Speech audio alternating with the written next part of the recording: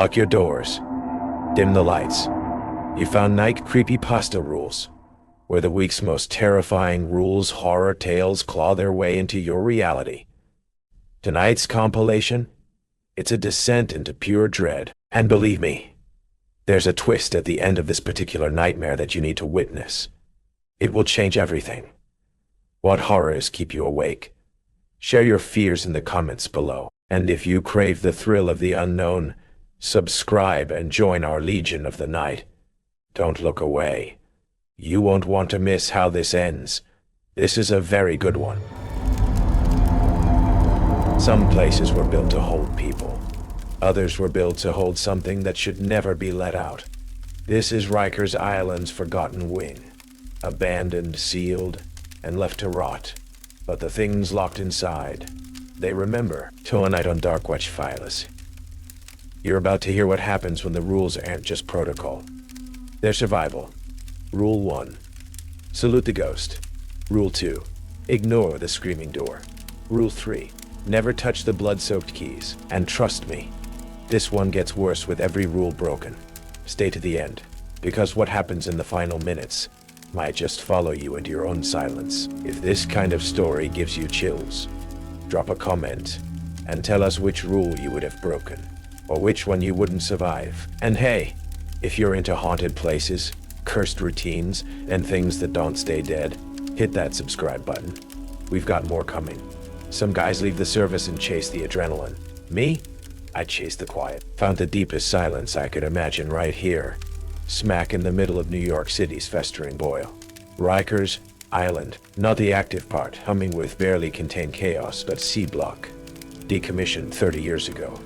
A concrete Lazarus tomb slowly decaying on the edge of the East River. They paid me decent money to be the sole night watchman, to guard dust motes and the ghosts of bad decisions. Sounded perfect. Keeps me out of my own head, mostly, until the sun goes down. Then you remember the rules, Jake Riley's rules, because down these echoing cell blocks, history isn't dead. It's just waiting. The shift change always felt like sealing a vault. I'd meet Jake Riley, the veteran guard I was replacing, at the heavy steel gate separating C-block from the administrative corridor that still connected, distantly, to the island's living sections. He'd hand over the keys, his eyes pouched and weary from decades walking these concrete floors, scanning my face with an intensity that had nothing to do with standard procedure. Tonight was no different. The air inside C-block hit me first. Cold, damp, thick with the smell of mildew, rust, peeling lead paint, and something else. Something fouler, like stale sweat and old, ingrained despair that no amount of industrial cleaner could ever erase. Emergency lights cast long, distorted shadows down the main corridor. The rows of cell doors on the multi-tiered blocks, gaping like empty mouths. The silence was immense, broken only by the drip of unseen water, the groan of stressed metal, and sometimes muffled shouts or alarms bleeding faintly from the active prison complex nearby. A reminder of the contained chaos just beyond these dead. Whilst Jake, looking even more tired than usual, was waiting by the dilapidated guard station just inside the entrance. Before handing over the heavy key ring, he went through his ritual. He pulled a small pouch from his worn jacket pocket, took a pinch of coarse gray salt, and carefully traced a barely visible symbol on the dusty console. Then he did the same with the threshold of the C-block entrance behind me. Superstition or something else in this place? The line blurred. All right. Well, he sighed, finally handing me the keys. They felt cold, heavy. She's all yours till dawn. He passed me a crumpled printout. Another email from that historian, Holloway. Wants detailed photos of the ventilation shafts on Tier 2 now. Says it's for structural integrity assessment. Right. He snorted, a harsh, cynical sound. Academics nosing around. Don't tell them anything they don't need to know. My radio crackled. Routine check-in from Central Dispatch, located over in the main, active part of the island. I keyed the mic. C-block, Officer Bell, reporting. All secure. The reply came back. Female voice, tinged with the usual graveyard shift weariness, but also something else. Caution, Officer Anya Sharma, maybe ex-military like me, judging by her tone sometimes. Roger that, Bell. Keep it that way, and try not to listen to the walls too much over there tonight. Heard things are active, click, cryptic, unsettling, and typical. No one liked talking specifics about C-Block. Jake seemed to understand the unspoken warning in Sharma's sign-off. He turned back to me, his face grim in the flickering emergency light, his voice dropping low. Right? The list? You remember the list, Bell? Because down here, the official handbook won't save your ass. These rules will. He didn't wait for my nod. He knew I knew them. He just needed to say them again, reinforcing their weight, their non-negotiable reality in this place. Rule 1, he began, tapping a gnarled finger on the dusty console for emphasis. You're walking the tiers. C-Block, D-Block, doesn't matter. You see an inmate, old-timer, black and white stripes like out of a damn movie, standing at attention, maybe outside cell 13 on C-tier, maybe elsewhere. He looks right at you, and he salutes. Crisp, sharp, Jake demonstrated with a jerky, phantom salute. You salute back, just like that. Sharp, respectful. You don't, well, he gets lonely, follows you around. You don't want him following you. Rule 2, his gaze flickered towards the dark opening of a corridor leading deeper into the block. A cell door. Might start rattling, shaking like hell itself is trying to get out. Might hear screaming from inside, begging, pleading. Sounds real as anything. Doesn't matter. You keep walking. You do not stop. You do not investigate. And you absolutely do not unlock or open that damn door. Let it shake. Let it scream. It'll pass. Opening it, that lets the bad air out. And rule 3, he leaned in, his voice dropping to a strained whisper, smelling faintly of stale coffee and something bitter like fear. Your keys. He tapped the heavy ring now clipped to my belt. Sometimes, they just vanish, right off your belt. Gone. Don't waste time looking right then. Keep your route memorized. Later, maybe an hour, maybe right before dawn, you find him, lying on the floor, right in your path usually. He paused, his eyes boring into mine, but they're wet, gleaming like they're coated in fresh blood. Dark red, if you find him like that, Bell. You leave him. Don't touch him. Don't even kick him aside. Walk around him. Use the spare set from the emergency lockbox in the office. Wait for the day shift supervisor. He deals with him. You just leave him be. Touching him tags you. He searched my face, looking for understanding, for compliance. Got it? No questions, no heroics. Just follow the damn rules. Got it, Jake, I said, my own voice sounding hollow in the cavernous space. He nodded curtly, seemed about to say something else, then just shook his head, gathered his worn jacket, and headed towards the heavy steel door leading back towards the land of the living, relatively speaking. He unlocked it, stepped through, and pulled it shut behind him. The heavy thud echoed, followed by the decisive clank of the bolts locking from the outside. I was alone, utterly alone in the belly of the beast. The silence pressing in, thick and suffocating. As the echo of the locking mechanism finally faded, another sound took its place, faint but distinct, resonating from deep within the dark, silent tiers of C-Block. Clang. A pause, long enough to make me doubt I'd heard it. Clang. Metal striking metal. Slow, deliberata, rhythmic, clang. Then, abruptly, silence again. A silence that felt heavier, colder, more watchful than before. My shift had just begun. My nightly patrols through the skeletal remains of C-Block quickly became a study in dread management. The vast, echoing emptiness was a constant weight, pressing in from all sides. Every scrape of my boot, Every distant clang from the active prison complex, every sigh of the wind through broken window panes seemed amplified, distorted. I learned to map the cold spots, the areas where the smell of damp concrete gave way to something older, fouler. I learned to distrust the silence. Rule 1 came calling about a week into the job. I was doing my rounds on the third tier of C block, the oldest, most decayed section, flashlight beam cutting through thick dust motes. The air up here felt particularly heavy, stagnant. As I turned the corner at the far end, my beam landed on him, standing rigidly at attention just outside the rusted door of cell C13. Was a figure in faded black and white striped prison garb, the kind only seen in history books. He was unnaturally still, face shadowed, indistinct. Then, slowly, deliberately, his right hand snapped up in a crisp, almost military salute, held unwavering, aimed directly at me. Rule 1. If a prisoner in stripes salutes you, salute back or hell follow.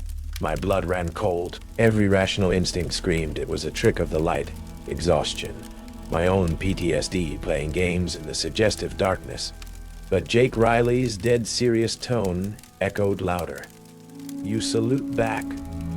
Sharp, respectful. My hand, trembling slightly, rose automatically, mimicking the gesture, snapping a sharp salute into the empty, oppressive air. The figure held its salute for a long, agonizing moment. Then its hand slowly lowered. As its arm returned to its side, the figure seemed to dissolve, fading like smoke, leaving only the grimy cell door and the thick, silent dust. The intense pressure I hadn't even realized I was feeling lifted slightly. I let out a shaky breath, the metallic taste of fear coating my tongue. Over the radio, I kept my voice steady, reporting only the essentials. Control, bell.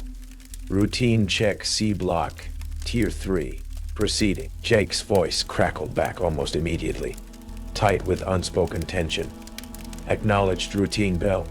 Confirm you acknowledged routine. Affirmative, control. Acknowledged, I replied, the word feeling heavy, loaded. Good.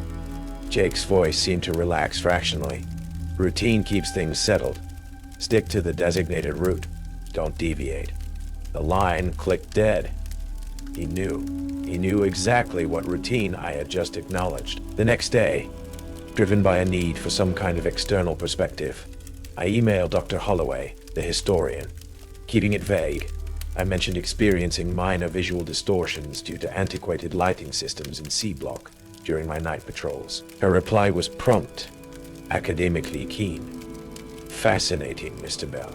Could you perhaps note the specific locations and times of these distortions and any accompanying physiological or psychological responses, e.g., feelings of sudden dread, measurable temperature changes, auditory phenomena? Such data is crucial for contextualizing reports of structural stress and decay in historically significant locations.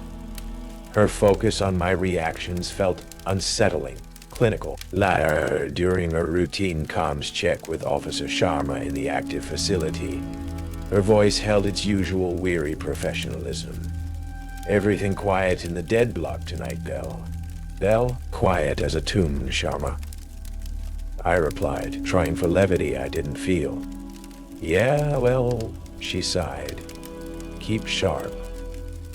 Old-timers used to say, stuff follows you out of there if you don't show the proper respect or whatever. Don't get curious. Another warning, reinforcing the rules. The inherent danger everyone but the official handbook seemed to acknowledge. My curiosity, however, led me back to cell C13 later that week during daylight hours, needing to see it clearly. The cell was empty, thick with dust, nothing remarkable. Except on the grimy concrete floor directly in front of the door, where Stripes had stood, someone had recently drawn a small, perfect circle in coarse gray salt, identical to the salt Jake used at the main entrance ritual. He wasn't just warning me.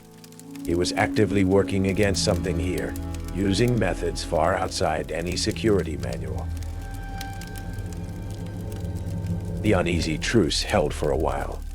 I saluted the occasional spectral prisoner without incident, stepped around cold spots, ignored faint whispers. I learned to live with the constant feeling of being watched by the building itself. The weight of its accumulated misery, a tangible presence.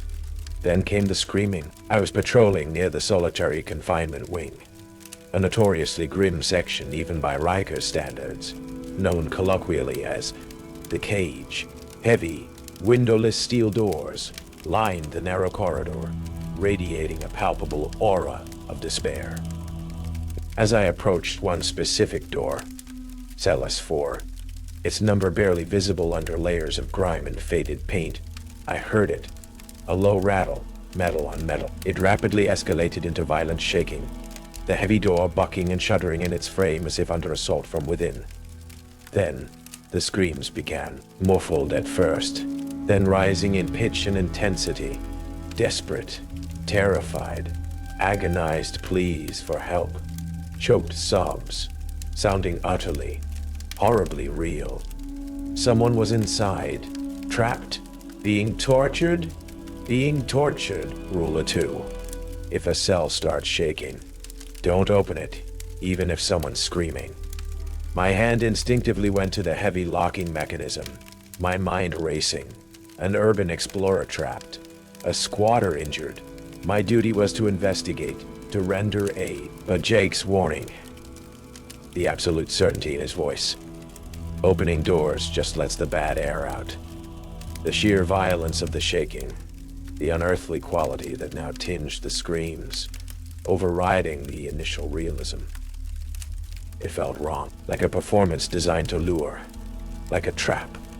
With immense effort, I forced myself to back away, down the corridor, heart pounding, sweat prickling my scalp. The screams seemed to intensify at my retreat, following me, calling my name. Bell! Bow! Help me! For God's sake, open the door. Before cutting off with a sudden, chilling finality, leaving only the echo ringing in the oppressive silence. As I stood there, shaking, I could feel a faint, low vibration through the concrete floor beneath my boots, as if the very walls were humming with contained energy. When I saw Jake later, near the end of my shift, I had to ask, keeping my voice carefully neutral. Jake, what's the history of Cell S4 in solitary? He stopped wiping down a railing, his face darkening. He stared down the corridor, towards the cage for a long moment. Bad place, Bell. Real bad, he said finally, his voice low and gravelly. Riots kicked off there back in the 70s. Couple guards got dragged in, never came out whole. Inmates turned on each other like rats in a barrel after that. Place digests bad memories, soaks them up. He met my eyes. You hear things down there, you walk away fast. Nothing living to help you with. Opening that door, it's like opening a vein for a shark. You let the island feed on its own damn pain. The island. He'd named it. Seeking confirmation, needing facts. I used the limited archive access Dr. Holloway had arranged for reporting structural decay. I searched for incident reports linked specifically to Cell S4. The official records were sparse, clinical. Inmate deaths ruled suicide. Notes on guard rotations being kept short due to stress factors. Mentions of auditory disturbances attributed to faulty plumbing. But one older, scanned report from the 70s mentioned an unexplained outbreak of mass hysteria amongst guards assigned to that specific wing, requiring medical intervention. The next night, driven by a morbid need to see, I walked past Cell S4 again. The door was still, silent, but shining my flashlight onto the heavy steel, I saw them, dark, spreading stains on the cold metal, like virulent mold blooming outwards from the edges of the door frame, vaguely resembling dozens of clutching, desperate hands reaching out from within. The island digests pain, Jake had said. It looked like it was leaving stains. The prison felt heavier after that, the air thicker, the silence more pregnant with unspoken violence. The phantom smells intensified. Iron, and something like old blood near the showers in B block. The sharp tang of fear sweat near the entrance to the cage. The structural groans of the aging building began to sound unnervingly like whispers, like moans, like the endless, sorrowful sigh of the island itself. My own past, the ghosts I'd come here to escape, felt closer now, stirred up by the concentrated despair of this place. I found myself checking locks twice, scanning shadows constantly.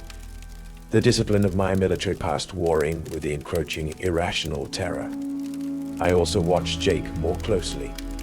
His warding rituals became more frequent, less hidden. I saw him leaving small piles of salt, not just at thresholds, but near specific cell doors known for activity. Saw him carrying small, heavy-looking pieces of rusted iron in his pockets. He seemed more agitated, muttering to himself, his weary eyes darting nervously towards the deepest shadows. He looked like a man fighting a losing battle against an encroaching tide. The third rule came for me on a Tuesday night. Cold and clear outside, but feeling colder still within C Block's concrete embrace. I was doing my final sweep before the main handover point, needing to secure the inner gate leading to the derelict infirmary wing.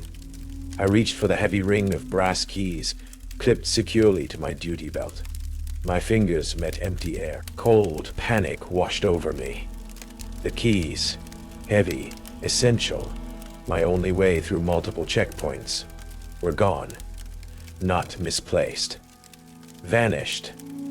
I patted my belt frantically, checked my pockets, scanned the floor around me with my flashlight beam. Nothing. They were simply not there. My mind raced back to Rule 3. Keys disappear and reappear bloodstained. Leave them. Disappeared. Okay. Now what? I couldn't secure the infirmary gate.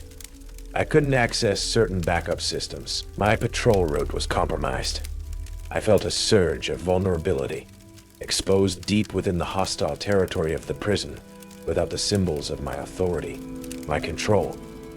I forced myself to breathe, to think tactically, retraced my last 100 yards. Nothing. Gave up the search, continuing my rounds using master code, overrides where possible. Every shadow seeming deeper, every distant clang making me jump. An hour crawled by, each minute stretching into an eternity of listening, watching. I was heading back towards the main guard station, nerves frayed, when my flashlight beam glinted off something on the floor directly in my path, near the entrance to the C-block showers.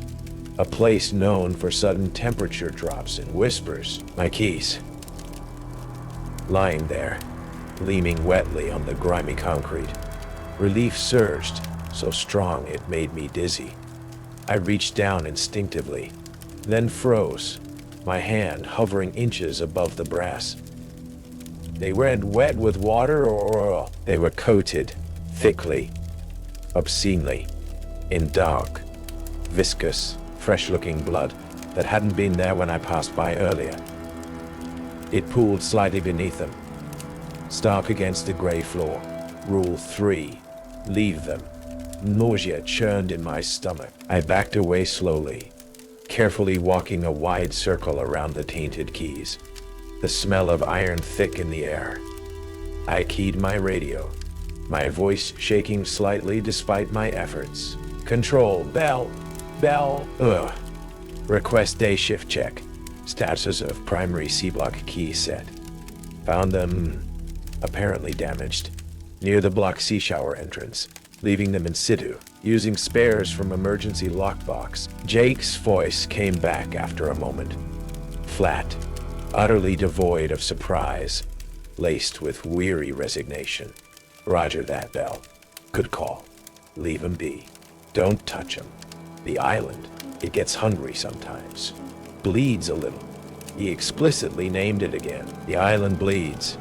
Use the spares. Log it. Click. My hands were still shaking when I retrieved the spare set from the lockbox in the main office. Later, needing to pass the infirmary wing again, I had to use the spare key on the gate I couldn't lock earlier. As my hand neared the heavy iron lock mechanism, the same area where the bloody keys had reappeared, I felt an intense discharge of static electricity arc to my fingertips. making me yelp and snatch my hand back. Taking a deep breath, I tried again. The key slid into the lock, but it felt stiff, resistant, turning with a faint, wet, squelching sound before finally clicking open. The air that flowed out from the infirmary corridor beyond felt impossibly cold, carrying the distinct, terrifying scent of blood and fear. Something had used those keys while they were gone, and the island was hungry. Jake Riley was unraveling. His carefully maintained veneer of cynical resignation had cracked after the incident with the bloody keys, revealing the raw grief and obsessive fear beneath. His maintenance checks became longer, his disappearances into the sealed-off lower levels more frequent. He avoided my eyes, muttered constantly under his breath, and I saw him tracing those salt symbols more often, warding doorways, vents, even the frame of the broken security monitor. He was preparing for something, and my gut screamed. It was tied to Officer David Chen, his lost partner, driven by a certainty that Jake's actions were actively poking the sentient dread that saturated this place. The island's hunger, as he'd called it. I started watching him more closely. I needed to know what he was planning. Remembering Chen's name was the trigger. I accessed the restricted personnel archives during the day shift's overlap, citing a need to review old incident reports for Dr. Holloway's research. I found it. Chen's disappearance coincided exactly with a massive, unexplained power outage and structural integrity failure in the C-block basement 5 years ago. Official cause: faulty wiring, water damage. But tucked into the digital file was a corrupted audio log from Chen's radio just before transmission cut out. Fragmented shouting about the walls closing in and Jake screaming his name. The final piece clicked when I shadowed Jake late one night, deeper into the restricted basement levels than my official patrol route dictated. He didn't go to the main maintenance hub. He went to the old, disused auxiliary locker room directly beneath the solitary wing. The cage. Through a grime-streaked observation window in the steel door, I watched him. Inside, he'd created a makeshift shrine around one specific, rusted locker, presumably Chen's. A faded academy photograph of a smiling young officer was propped against it. Arranged meticulously on the floor were objects: Chen's tarnished badge, a single dried flower, several heavy iron spikes driven into the concrete, lines of coarse gray salt forming complex patterns, and a shallow bowl already containing a dark, viscous liquid that wasn't oil. And open beside it all, Jake's battered notebook, filled with cramped writing, diagrams, dates, times. He was kneeling, chanting softly, consulting the notebook, preparing to add something from a small, stoppered vial to the bowl. The air coming from under the door felt unnaturally cold, vibrating faintly. I checked my watch. 4:14 a.m., just minutes away from the time on Thomas Hayes' watch. No, wrong story. Chen's watch. The report didn't specify the exact time he vanished, but maybe Jake believed he knew. He was attempting some kind of ritual, right here, right now. Jake, stop! I shoved the heavy door open, the screech of rusted hinges echoing in a confined space. My flashlight beam pinned him. What the hell are you doing? This is insane. You're not contacting Chen, you're calling it. He scrambled to his feet, spinning around, eyes wide and blazing with a fanatic's desperate fire. He shielded the bowl protectively. You meddling fool, he snarled, his voice raw with grief and fury. Stay back, you don't understand. I understand you lost your partner, I yelled back, stepping into the room, keeping my distance but blocking his easy exit. I read the reports, Jake, but this isn't honoring him. This is dangerous. You're stirring things up. It took him, Jake cried, tears streaming down his face now, mixing with the grime. Right here. The walls, the island. It ate him because I hesitated. Because I followed some useless damn rule instead of dragging him out. Don't you see? He gestured wildly at his ritual setup. These offerings, the salt, the iron, they keep the other noise quiet, focus its attention. Tonight, his voice dropped to a fervent whisper, is the anniversary. The resonance is strongest. If I give it enough respect, maybe it will show me. Show me where David is. Let me hear him. He lunged back towards the bowl, uncorking the small vial, containing more blood, his own, and pouring it into the bowl. Almost time, he muttered, glancing at a cheap digital watch beside the shrine. 4:17 a.m. The moment the liquid hit the bowl, the reaction was instantaneous, violent. A deep, resonating groan vibrated up through the concrete floor, shaking the very foundations. The temperature plummeted, frost instantly spiderwebbing across the metal lockers, my breath pluming white. The single bare bulb overhead didn't just explode. It imploded with a sickening pop, plunging the room into absolute darkness, save for the faint red glow of an emergency exit sign down the corridor outside. From the walls around us, a thick, greasy, black slime began to sweat downwards, smelling metallic like old blood and overpoweringly of decay and fear. The psychic pressure slammed down, immense, suffocating. The collective weight of decades of Riker's misery, rage, and hunger focusing right here. Whispers erupted, 1,000 overlapping voices, inmates cursing, guards shouting orders from forgotten riots, victims weeping, and chillingly, David Chen's name, repeated over and over like a mantra. Chaos erupted beyond the locker room door, down the main C-block corridor. I heard it. Multiple cell doors beginning to rattle and shake violently, accompanied by a cacophony of terrified screams. Rule 2, amplified, multiplied. On the floor just outside the locker room doorway, I saw them materialize in the faint red emergency light. Not one set of keys, but dozens, brass and steel, cascading down from the ceiling vents, clattering onto the concrete, gleaming wetly with away. Fresh blood. Rule 3, exponentially worse. And flickering in the corridor beyond, multiple indistinct figures in faded stripes snapped to attention, slowly beginning to raise their hands in ragged, mocking salutes. Rule 1, a terrifying chorus line. It's working, Jake screamed, oblivious or welcoming the horror, his face illuminated by a faint, unholy light seemingly emanating from the offering bowl. It hears me. David! David? Are you there? He turned towards the locker, arms outstretched. But the island wasn't interested in conversation. The wall behind Chen's locker bulged inwards sickeningly, concrete cracking like eggshell, the sweating grime sluicing down. The psychic hunger intensified, raw, insatiable, focused entirely on the peak emotional energy of this moment, on Jake's desperate grief. Jake staggered back, finally seeing the predatory nature of the force he'd tried to bargain with. His eyes widened in horrified understanding. Then he looked at me, trapped near the doorway, his face twisting with a final, terrible, desperate thought. It needs more, he choked out, the island's hunger perhaps echoing through him now. He lunged, not towards the wall, but towards me. More energy.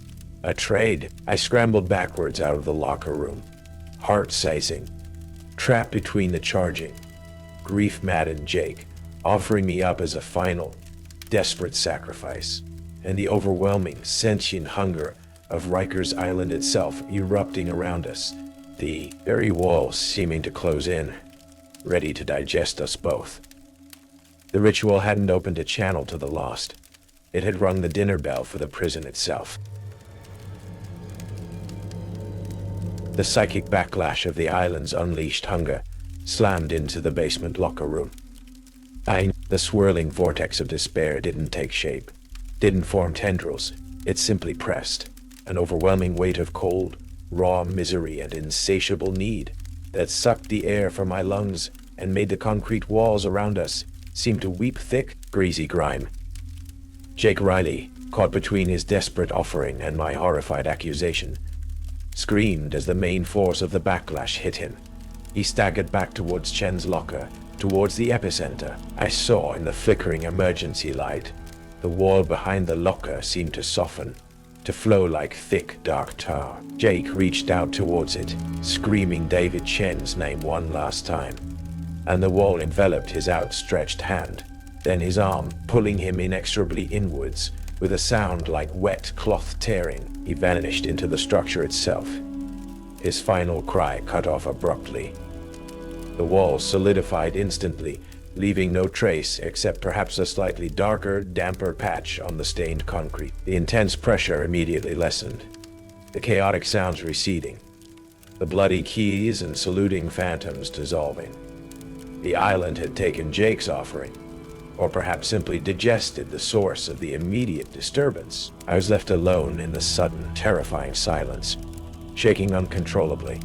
The image of Jake being swallowed by the wall burned into my retinas. Scrambling backwards, away from Chen's locker and the wall that had consumed Jake, my hand brushed against his dropped notebook. I snatched it up, needing answers, needing something to cling to. The final entries were frantic, barely legible. Detailed notes on Chen's disappearance, confirming he broke Rule 2, opened a shaking cell in the cage during a period of high activity, and was never seen again. Jake had witnessed it, helpless. His rituals weren't just to contact Chen, but attempts to reenact and somehow reverse that moment, appease the island with offerings so it might release Chen from its digestive process. Utter madness born from unbearable guilt. I had to get out, not just the locker room but C-Block, Rikers, maybe New York itself. I keyed my radio, forcing my voice steady. Control bell reporting, significant structural failure in C-Block basement, auxiliary locker room area. Supervisor Riley is unresponsive, possibly trapped or injured in the collapse. Request immediate assistance and report priority structural integrity alert. I kept it strictly physical, omitting the impossible truth. Maria Sharma's voice came back, sharp with alarm, likely seeing system alerts lighting up her console. Roger that, Bell. Back up en route to your location. Are you injured? Can you confirm Riley's status? Negative. Injured. I lied about my own shaking state. Cannot confirm Supervisor Riley's status. Visually due to debris and structural instability. Recommend sealing this area pending engineering assessment. Understood. Back up at here 5 minutes. Stay put if safe, Bell. Waiting in the cold, charged silence near the locker room entrance. The silence felt worse than the chaos. It felt watchful, digesting. Murray arrived first. Flashlight beam cutting through the gloom, taking in the scene. The strange salt lines, the scattered ritual items near the locker, the dark patch on the wall, my pale face. Dios mio, she whispered, crossing herself quickly. Riley. He finally did it, didn't he? Pushed it too far. She looked at me, her usual pragmatism mixed with genuine fear now. Chen. They said it was an escape attempt, covered it up quick, but the old-timers, the ones who worked this block before it closed, they knew. Said Jake was never the same after Dave vanished down here. Said he started leaving things, talking to the walls. She shook her head sadly. This island, Bell, it eats people, one way or another. You need to get out. Report what you saw. The collapse, Riley missing. But don't mention the other stuff. They'll bury you with him. Her words confirmed my decision. Among Jake's scattered ritual items near the locker, my light caught the glint of metal. Chen's tarnished corrections officer badge. Hesitantly, I reached down and picked it up. The moment my fingers closed around the cold metal, a blinding flash seared my mind.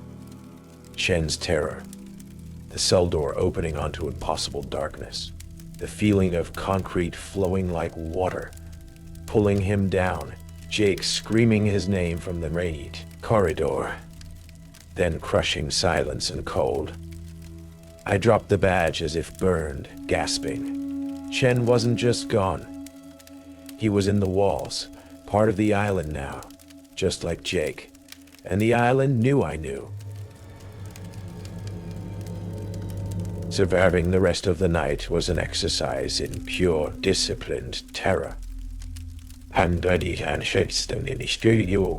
Resilting the war, disciplined terror. With Jake gone and his rituals ceased, the ambient pressure of the island felt different.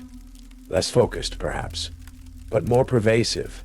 A low-level hum of malevolent awareness just beneath the surface of the silence. Every creak, every drip, every distant clang from the active facility nearby sounded like a prelude to something monstrous. I completed my final patrol on autopilot, moving quickly, efficiently, sticking to the main corridors, flashlight beam constantly scanning the shadows. My military training kicked in, threat assessment, situational awareness, but overlaid with the chilling knowledge that the primary threat was the situation, was the environment itself. I saw a flicker of movement near cell C13, ignored it, saluted reflexively into the empty air, Rule 1, heard a faint rattle from deep within the cage, kept walking, didn't listen, Rule 2, found a single pristine brass key, lying near the infirmary gate, no blood this time,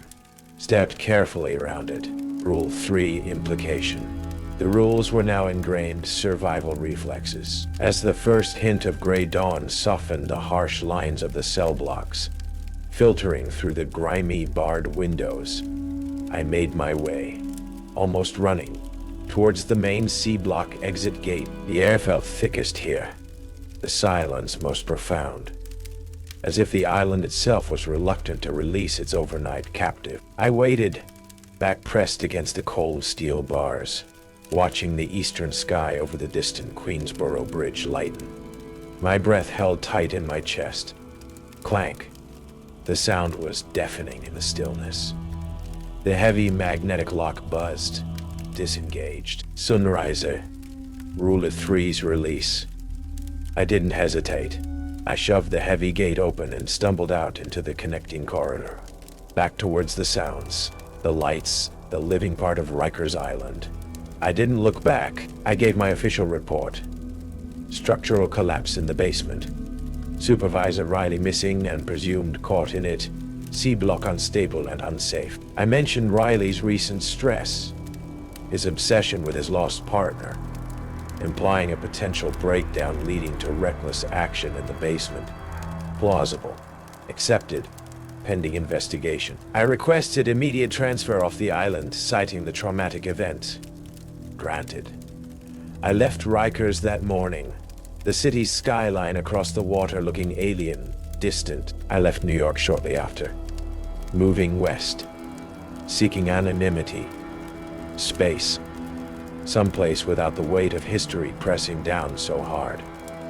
Found a simple job, warehouse logistics, kept my head down. For months, I almost convinced myself I was okay. The nightmares faded. The hypervigilance eased, until I started noticing the feeling.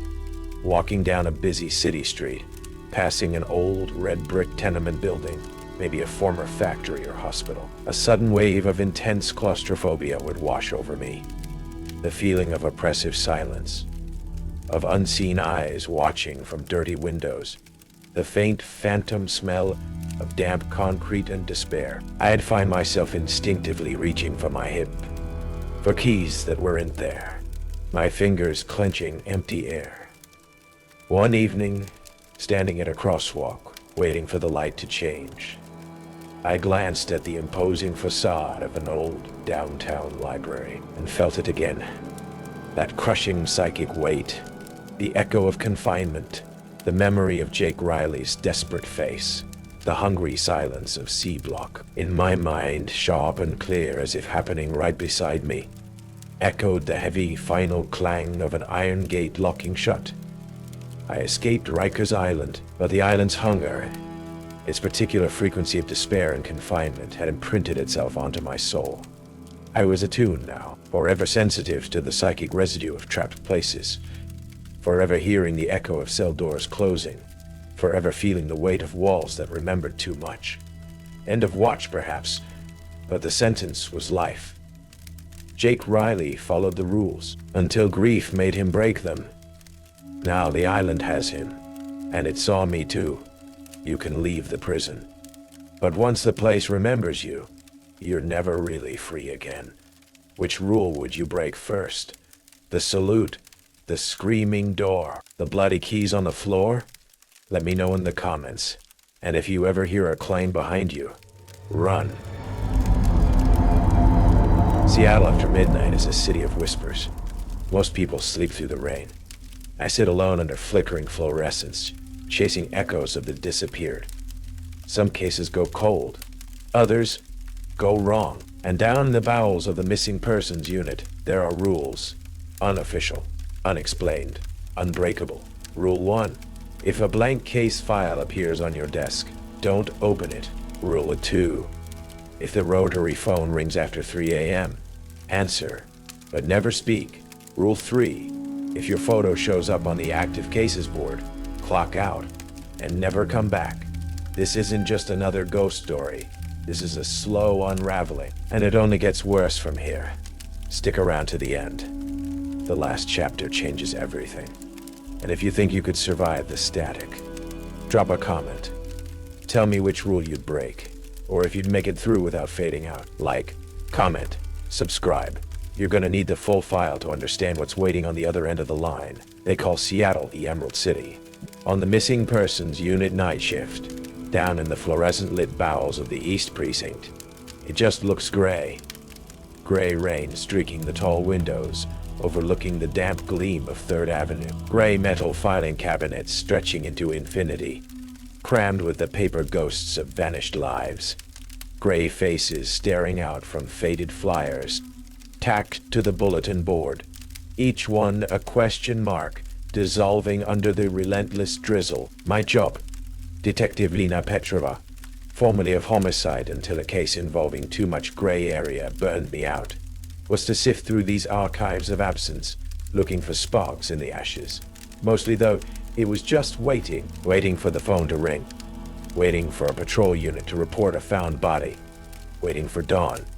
The MPU office after midnight has its own unique atmosphere, the daytime bustle replaced by a profound, echoing quiet, broken only by the hum of aging computers, the drip of Seattle rain against the glass, and the hiss of the ancient coffee machine in the break room, perpetually brewing sludge. It smells of stale coffee, wet wool coats, ozone from the monitors, and something else, the faint, cloying scent of decaying paper and forgotten hope. You learn to live with the quiet, the isolation. You learn to ignore the way the shadows seem to pool a little too deeply in the corners of the records room, the way the lights sometimes buzz with a weird, almost conversational rhythm.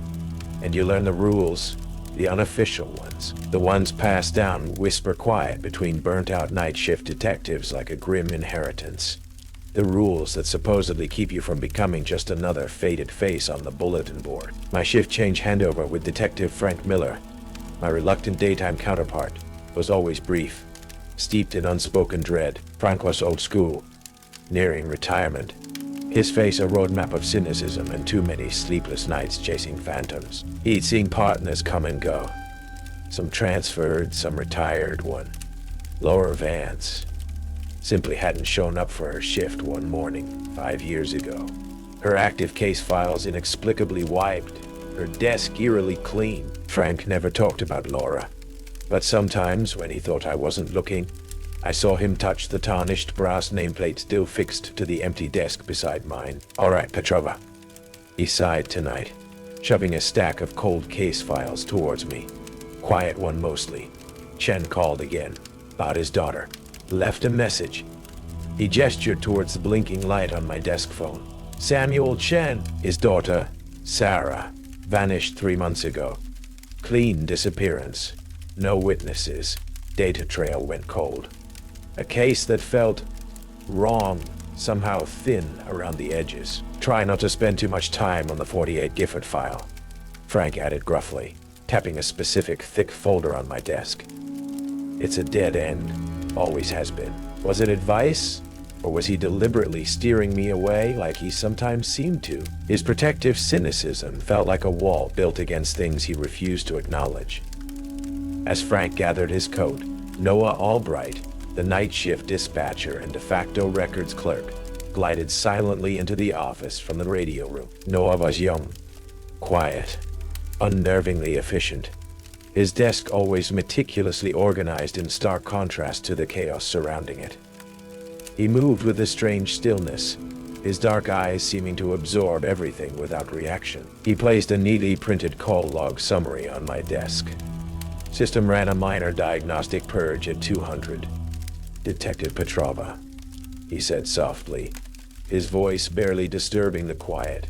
Some minor file corruptions were flagged and repaired. Shouldn't affect active cases.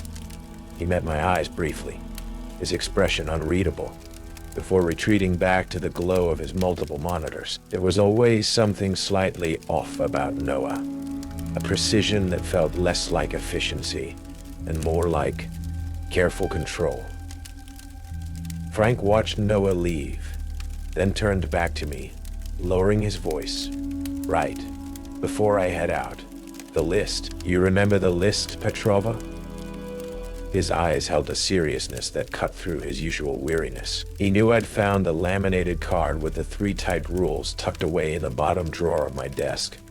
My first week, left there anonymously, like a hazing ritual steeped in genuine fear. I remember, Frank, I said quietly. He nodded, relieved I wasn't arguing tonight. Good. Don't forget them. They're not jokes. He recited them anyway, his voice a low murmur against the rain outside. Rule 1. A new case file appears on your desk. Thin manila folder. No name on the tab. No photo inside. Just today's date stamped neat and clean. You find it. You don't open it. You don't read it. You slide it straight into the pending archive. 0 priority bin. He nodded towards a specific locked container under the main filing cabinets. Don't ask why. Just do it. Rule 2. Phone rings after 3 a.m. Specific line. He tapped the rarely used old rotary phone on a side desk. Caller ID blocked or just static. Might sound like someone missing. Someone calling for help. You answer, but you do not speak. Not a word. Just listen. Listen till the line goes dead or cuts off. Don't engage. Don't ask questions. Just listen. And rule 3. His voice dropped further, his gaze flicking towards the large whiteboard, displaying photos and details of active high-priority cases. If you ever see your own damn photo up on that board, your SPD ID pic, pinned right there with the active cases, you don't freeze, you don't investigate. You clock out immediately. Walk out the front door, don't look back, go home, and don't come back for your next shift. Call in sick, transfer, quit, doesn't matter. Just don't come back here. He held my gaze. That one's not a suggestion, Petrova. That one's survival. He gave a curt nod, pulled his collar up, and walked out into the rainy Seattle night, leaving me alone with the humming computers, the weight of unanswered questions, and the ghosts in the files. I settled in, the silence pressing down. Started reviewing the overnight logs, listening to Samuel Chen's latest heartbreaking message pleading for any news. An hour passed. Then I noticed it. Sitting squarely in the center of my otherwise clear desk blotter. Wasn't there minutes ago? A thin standard issue, manila file folder. No label on the tab. No case number. My breath hitched. With trembling fingers, I picked it up. It felt wrong, colder than the ambient air. The paper slightly damp to the touch, almost brittle, like old parchment ready to crumble.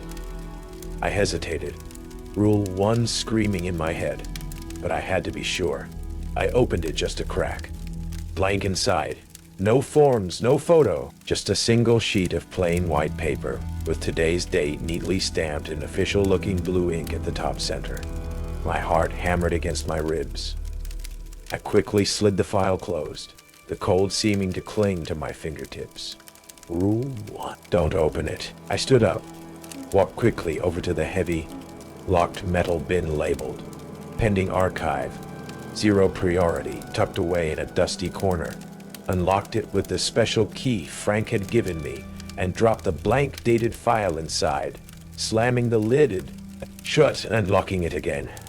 As I turned away, the lights directly above the zero priority bin flickered violently, a harsh, buzzing strobe, before settling back into their usual sickly hum. Just faulty wiring, I told myself, ignoring the sudden, icy chill that snaked down my spine, and the faint lingering smell of ozone and something else.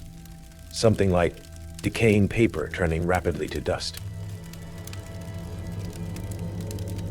The silence of the missing persons unit after midnight was a heavy shroud, muffling even the persistent Seattle rain drumming against the windows. I tried to lose myself in the cold case files, the faded photographs, the typed reports detailing lives interrupted, journeys cut short. But the image of that blank manila folder, cold and slightly damp, lingered like an afterimage burned onto my retinas. I'd shoved it into the zero priority bin as instructed, locking it away. But the unease remained, a low hum beneath the surface of the office quiet. Work became a refuge, a defense mechanism. I focused on Samuel Chen's case, reviewing his daughter Sarah's digital footprint again, searching for any anomaly, any clue missed. Then Tuesday night, it was back, sitting squarely in the middle of my desk blotter, identical to the first one. Thin manila folder, no name, no case number. My breath hitched. Coincidence or deliberate placement? Hesitantly, I reached out and picked it up. That same unnatural coldness seeped into my fingertips. This time as I held it, a sharp, thrumming headache started behind my eyes, like low-level static electricity building inside my skull. Rule 1. Do not open. The imperative was absolute. I stood up, walked quickly to the heavy metal, zero priority bin in the corner, unlocked it, and dropped the file inside onto its predecessor. As my fingers brushed the cold, painted metal handle of the drawer to close it, I noticed it. A faint spiderweb pattern of fresh orange rust, blooming on the gray surface, right where the folder had rested momentarily. It hadn't been there yesterday. My conversation with Frank Miller during the morning shift change was tense. I needed answers, not just vague warnings. Frank? I started, keeping my voice low as day shift personnel began trickling in. These blank files, the ones dated today. What are they?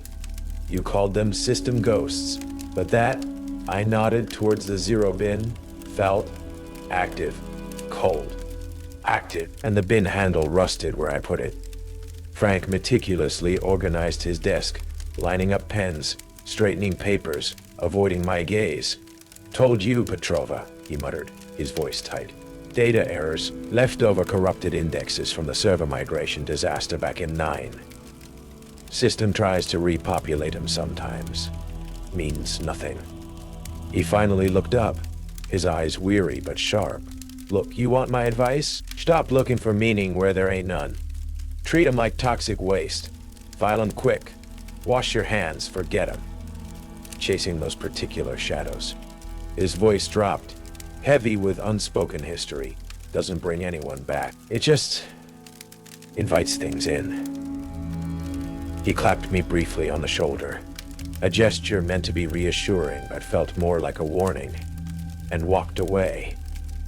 As Frank left, I saw Noah Albright at the dispatch console, seemingly engrossed in his screens, but I caught the almost imperceptible shift in his posture, the way his head was angled slightly towards us as Frank spoke, the way his eyes flickered towards the zero bin for a fraction of a second before returning to his monitor. He knew. He was listening. He knew what those files were. Samuel Chen called later that morning, his voice frayed thin with sleeplessness and grief. Detective Petrova. Something else. Strange. I was packing some of Sarah's things yesterday. Childhood things, you know. Tucked away in the attic. His voice broke slightly. Her favorite doll. The porcelain one. Its hair seemed brittle, like old newspaper. And the photo album. The pictures near the back looked faded. Detective. Not just old faded, but actively fading. Like they were dissolving right on the page. He sounded bewildered, questioning his own sanity. But his description. Fading. Brittle. Dissolving. It resonated horribly with the cold file. The rusting metal. Whatever the static was, its touch induced decay. That night, working late again, trying to find a logical pattern in Sarah Chen's last known online activity. My hand stilled over my computer mouse. It was freezing cold. The black plastic radiating an icy chill that numbed my fingertips. And for a terrifying, suspended moment, I saw it. A delicate, intricate tracery of frost blooming across the curved surface, like ice ferns on a winter window pane, before it vanished as quickly as it appeared, leaving the mouse merely cool, slightly damp, and my heart hammering against my ribs. The subtle signs of decay, accelerated. Paperwork left out overnight seemed more yellowed, more brittle. Metal paper clips in my desk drawer showed spots of rust. The air in the office often felt heavy, charged, carrying the faint scent of ozone, or something vaguely metallic, like old batteries leaking acid. The lights buzzed and flickered more frequently, especially when I accessed older, archived case files. The digital graveyards, where the static seemed most potent. I started drinking even more stale coffee, needing the caffeine jolt to cut through the constant low-level dread and the weariness that clung to me like the ever-present Seattle damp. Then came the 3 a.m. call. I was deep in the labyrinthine digital archives, tracing a faint lead in another cold case. The only sounds the hum of my computer and the rain outside. The old rotary phone on the auxiliary desk, the one rarely used, the one Frank warned me about, jangled loudly, insistently, shattering the silence. I flinched, staring at it. Caller ID, blocked. My hand hesitated over the receiver. Rule 2, don't speak.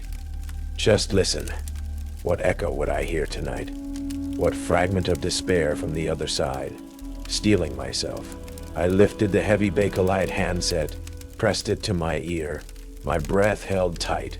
Silence first, then a sound like rushing wind mixed with crackling fire. Harsh digital static. Beneath it, almost buried, was a voice, thin, distant, distorted by the noise, but recognizably female, filled with a pleading desperation that made my stomach clench. It sounded, horrifyingly, like Sarah Chen, Samuel's missing daughter. Can't see. Edges are blurring. Fading, the words were fragmented, broken by bursts of static. Numbers. The sequence is wrong. Erasing the. An LT, static screech. Not real. Help me. Find the. Lena.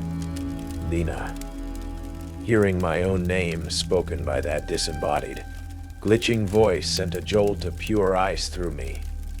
It knew who was listening.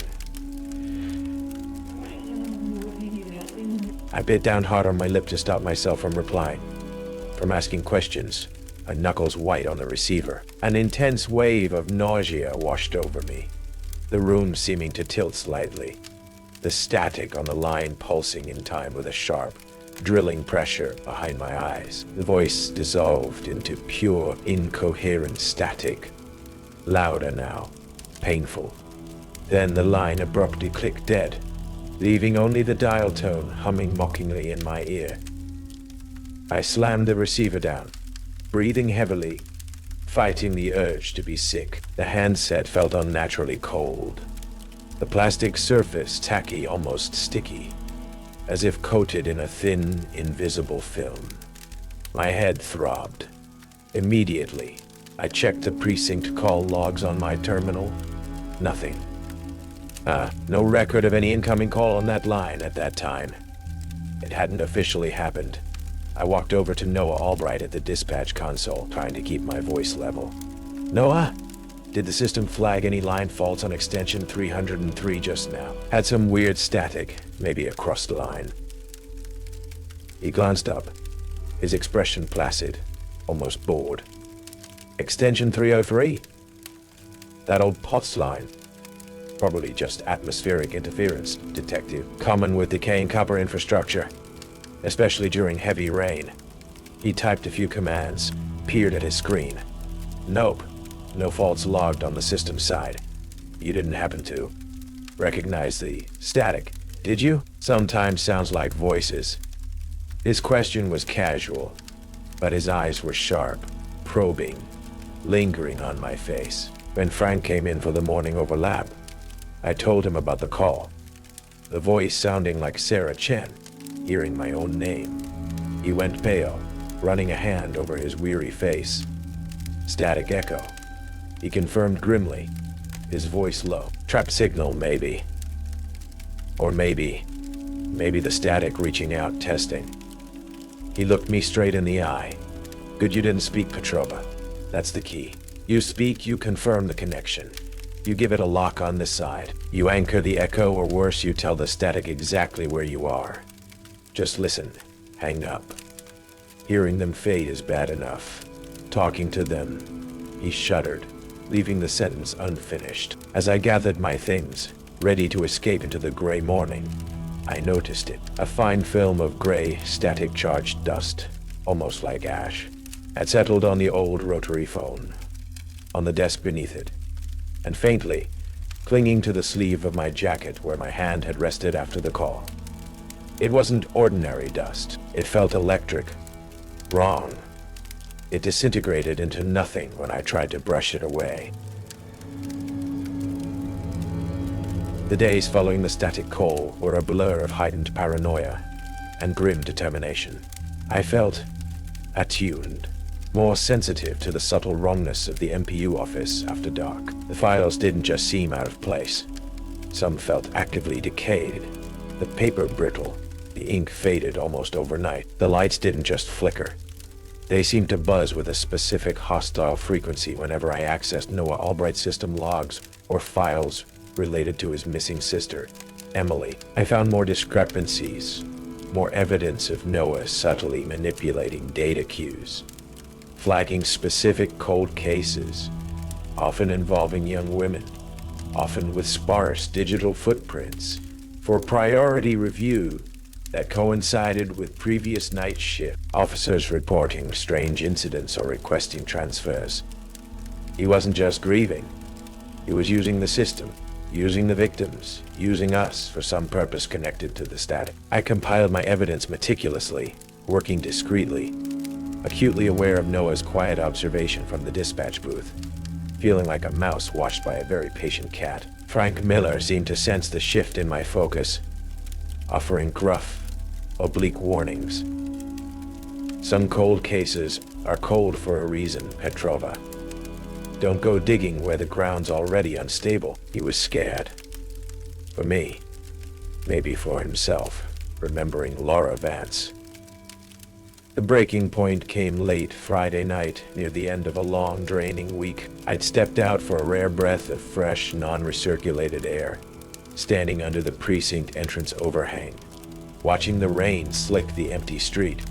When I walked back into the MPU office, the first thing I saw was the whiteboard. The large magnetic board dominated one wall, covered with photos, notes, timelines for the most active, high-priority missing persons cases. My blood turned to ice, pinned neatly in the dead center, replacing the photo of a recently vanished teenager, was my own official Seattle Police Department ID photograph. It stared back at me, stark under the flickering fluorescence, and it looked wrong. The colors were slightly faded, washed out, like an old photograph left too long in the sun. The edges seemed indistinct, slightly frayed, almost crumbling, as if the photo paper itself was undergoing rapid, unnatural decay. Rule 3. If you see your own photo on the whiteboard, clock out and leave. Don't come back. Terror. Absolute and paralyzing. Bypass thought. My training. Frank's gravelly warning. The weight of everything I'd experienced. The blank file. The static call. The decaying files. Noah's suspicious actions. It all crashed together. This wasn't a prank. This wasn't a mistake. This was the final notification. The static had filed me. I didn't hesitate. Didn't pause to question or rationalize. I turned on my heel, grabbed my coat from the back of my chair, snatched my bag. Didn't log off my computer. Didn't collect my scattered case notes. Just moved fast and purposeful towards the main exit, ignoring the low hum of the machines, the oppressive silence. I didn't look towards the dispatch booth to see if Noah Albright was watching. I didn't want to know. As I pushed through the heavy door leading out of the MPU section into the main precinct hallway, Frank Miller was just coming in, starting his overlap. He stopped short, taking in my pale face, my panicked exit, my abandoned desk visible behind me. His gaze flicked past me towards the whiteboard inside the office. I saw his eyes widen slightly, fix on my decaying photo. A look of profound sorrow, weary resignation, and grim understanding passed across his face. He didn't speak. He just gave me one sharp, almost imperceptible nod. Acknowledgement, confirmation, farewell. Outside, the Seattle drizzle felt blessedly real, cold against my hot face. I fumbled for my car keys, hands shaking so badly it took 3 tries to unlock the door. Sliding into the driver's seat, I slammed the door shut, locked it, took a deep breath. Tried to call Samuel Chen, needing to tell him, needing to apologize. His voicemail picked up. Samuel, it's Detective Petrova. Lena, listen, I have to go off Sarah's case, effective immediately. Personal reasons. I'm so sorry. I'll make sure someone else gets the file. My voice broke. I disconnected. Tried Noah's extension out of a morbid, furious impulse. Straight to voicemail, mailbox full. Of course, I jammed the key into the ignition, turned it. The engine caught, sputtered, then roared to life. But the digital clock on the dashboard didn't show the correct time. It flickered erratically, displaying 3:33 a.m., then file not found, then erasure in progress. Before finally, mercifully, snapping to the actual pre-dawn hour. The radio, tuned to a local news station, emitted only loud, harsh, grating static. I didn't wait. I threw the car into drive and peeled away from the precinct, tires squealing on the wet pavement, glancing compulsively in the rearview mirror. For a heart-stopping second, the reflection wasn't my own tired, terrified face staring back. It was just the empty driver's seat, shrouded in shadow, as if I was already beginning to fade, already being deleted. Rule 3 wasn't a warning. It was the timer counting down to my own erasure. Leaving the precinct that morning, seeing Frank Miller's grim, knowing nod, felt like stepping off a cliff into freefall. I drove aimlessly through the gray Seattle drizzle. The car radio spitting static, the digital clock still occasionally flickering impossible messages. The static knew me now. It had my picture. I was no longer just an observer or an accidental trigger. I was the target. Survival instinct warred with years of ingrained detective procedure. Running felt like the only sane option. Disappearing, just like Frank's partner Lara Vance, just like countless names in those cold case files. But where could I run where my own digital footprint wouldn't follow, where the static couldn't find me? And then there was Noah Albright. His quiet efficiency, his feigned ignorance, his presence during every major anomaly. He wasn't just aware, he was involved. How? Why? Was he controlling it or feeding it? I couldn't run without answers. Not yet. Hiding out in a cheap motel across town, using burner phones and encrypted public Wi-Fi.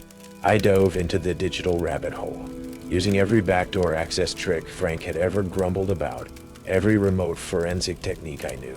I focused on Noah, his system access logs, meticulously scrubbed, still showed faint traces, ghost entries, accessing specific cold case files, always involving young women, often with minimal digital presence before vanishing, then immediately accessing personnel files, cross-referencing schedules for night shift officers. He'd flagged my access to Samuel Chen's daughter's file just hours before the Rule 2 static call came through on that deadline.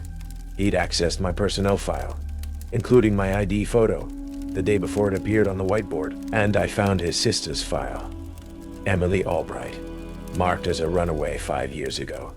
Case cold, minimal investigation noted, but Noah had accessed it hundreds of times, often correlating with dates other MPU officers reported minor system glitches or requested transfers off the night shift. He wasn't just grieving, he was working something, searching for a pattern, or trying to create one. The final piece clicked when I cross-referenced Emily Albright's sparse file with local library archives and digitized newspaper records from that period. Found a small article. A fire at a data storage facility near where Emily was last seen. Cause undetermined. Contained sensitive research archives from a defunct tech company specializing in data permanence and consciousness mapping. Noah's obsession wasn't just about finding Emily. It was about something he believed happened to her data, her essence, linked to the static. And his research notes, fragments I recovered from corrupted temp files he thought he deleted, spoke of resonance, data transference, and a horrifyingly flawed theory, equivalent exchange. He believed that the static required a compatible data signature, a focused psychic anchor, to potentially release a previously absorbed consciousness. He was trying to offer it a new target to force an exchange. He was trying to trade someone else's existence for his sister's. And Rule 3 meant I was the prime candidate. I found his address, a small cluttered apartment in Capitol Hill.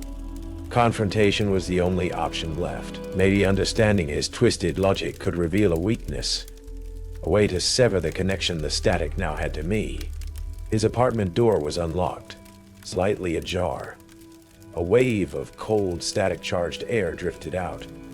I pushed it open cautiously. The inside was chaos.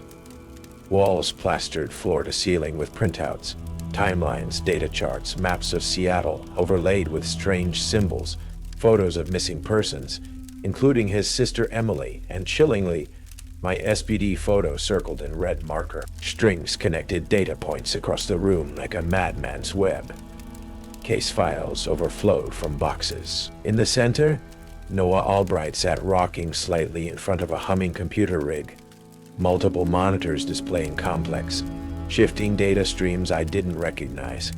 He looked gaunt, sleep-deprived, eyes burning with an unhealthy light. An area near the computer was set up like a shrine. Photos of Emily, a child's drawing, a single dried flower under glass.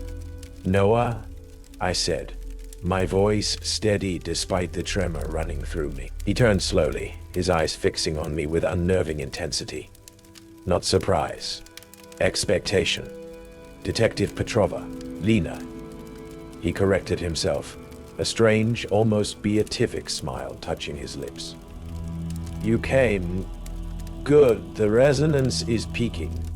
Good. The resonance is peaking. Perfect timing. Timing for what?" "Noah." I kept my voice calm, professional. "For your experiments, for using cold cases as bait, for putting my picture on that board." I held up the printouts of his logs, his notes on equivalent exchange, "for trying to trade me for Emily." His smile didn't falter. It widened. "Trade? No, not trade. Exchange," he whispered reverently. "The static. It operates on data equilibrium. It takes, yes, but the imprint remains, corrupted, fragmented, but there. My research. Emily's unique data signature. If I can introduce a compatible active signature when its focus is strong." He gestured towards me, Rule 3. It marked you. It shows you. Your signal is strong now, attuned. You're the catalyst, the key. You're insane, Noah, I breathed, backing slowly towards the door. Insane? No. Close. He grabbed something from the shrine. A small, worn teddy bear. Emily's, perhaps. He held it towards his humming computer rig. Her anchor object, combined with your active psychic marker. We just need to complete the transfer protocol. Focus the static's attention fully on you. Initiate the data resonance cascade. And Emily. His eyes shone with desperate hope. She can overwrite your imprint. She can come back. He turned back to the keyboard, fingers flying, chanting softly under his breath. Names, dates, lines of code. The humming from his computer rig intensified into a low, guttural drone, and the apartment reacted. The attack was immediate, overwhelming, not subtle glitches now. The paint on the walls around us began to blister and peel away rapidly, revealing crumbling plaster underneath that seemed to instantly gray and powder, like ancient decay accelerated. Metal fixtures, door knobs, light switches, picture frames, bloomed with thick, corrosive orange rust that spread like a disease. The papers covering the walls curled, yellowed, and disintegrated into fine ash, raining down silently. An intense, bone-chilling cold radiated outwards from Noah's computer, frost crawling rapidly across the floor, the windows icing over instantly from the inside. The roar of static erupted, not from speakers, but from the air itself, pressing in, making my teeth ache, my thoughts fragment into noise. On Noah's main monitor, the complex data streams dissolved into blinding white noise, then coalesced into that horrifying, pixelated, screaming face, larger now, clearer, seeming to push against the screen. Noah screamed in triumph or terror, holding the teddy bear aloft like an offering. Emily, I'm here. It's time. Then I felt it. A terrifying numbness starting in my fingertips, creeping up my arm. I looked down. My hand looked wrong, faintly translucent, the pattern of the decaying wallpaper behind it momentarily visible through my skin. The static wasn't just affecting the environment. It was starting to unright me. The teddy bear in Noah's hand suddenly frayed, its fabric turning to dust, disintegrating in his grasp. He cried out, a sound of pure anguish staring at his empty hand. No! The anchor! The static, perhaps angered by the failed ritual, or simply drawn by the peak emotional energy, turned its full focus. The frost crawling across the floor reached Noah's feet, climbing his legs rapidly, turning his clothes stiff, gray. He gasped, stumbling backwards, his skin taking on a horrifyingly aged, desiccated appearance where the frost touched him. The erasure was consuming him first. He looked at me, his eyes wide with final, horrified understanding. It needs equivalent, he choked out, before collapsing, his body seeming to crumble inwards like ancient paper consumed by fire, leaving only a pile of gray dust and faded clothing on the frosted floor. The psychic static roared in my head. The decay crawled up the walls. My own hand felt increasingly numb, transparent. I was trapped in the epicenter of Noah's madness, facing the full, focused power of the static, and feeling myself starting to delete. The psychic static overloading my senses cut off as abruptly as it began, when Noah Albright disintegrated into a pile of gray dust and faded clothing. The oppressive cold in his apartment lessened slightly. The rapid decay spreading across the walls slowed, then stopped, leaving behind a scene of premature ruin. Paint blistered and peeling, metal fixtures covered in feathery rust, paper yellowed, and crumbling at the edges. The silence that descended was profound, broken only by my own ragged breathing and the frantic pounding of my heart. I stared at the dust pile where Noah had been seconds before. Horror and disbelief warring within me. His insane exchange theory, his grief-fueled obsession. It hadn't brought his sister back. It had simply made him the primary target, accelerating his own erasure. My hand, the one that had felt numb and translucent during the peak manifestation, still tingled unnaturally, feeling papery thin and strangely cold, despite the room's temperature slowly normalizing. The static had touched me, marked me. Rule of 3 wasn't just a warning to flee. It was notification that the erasure process had actively begun, targeting me. Noah had just interrupted it by drawing the full force onto himself.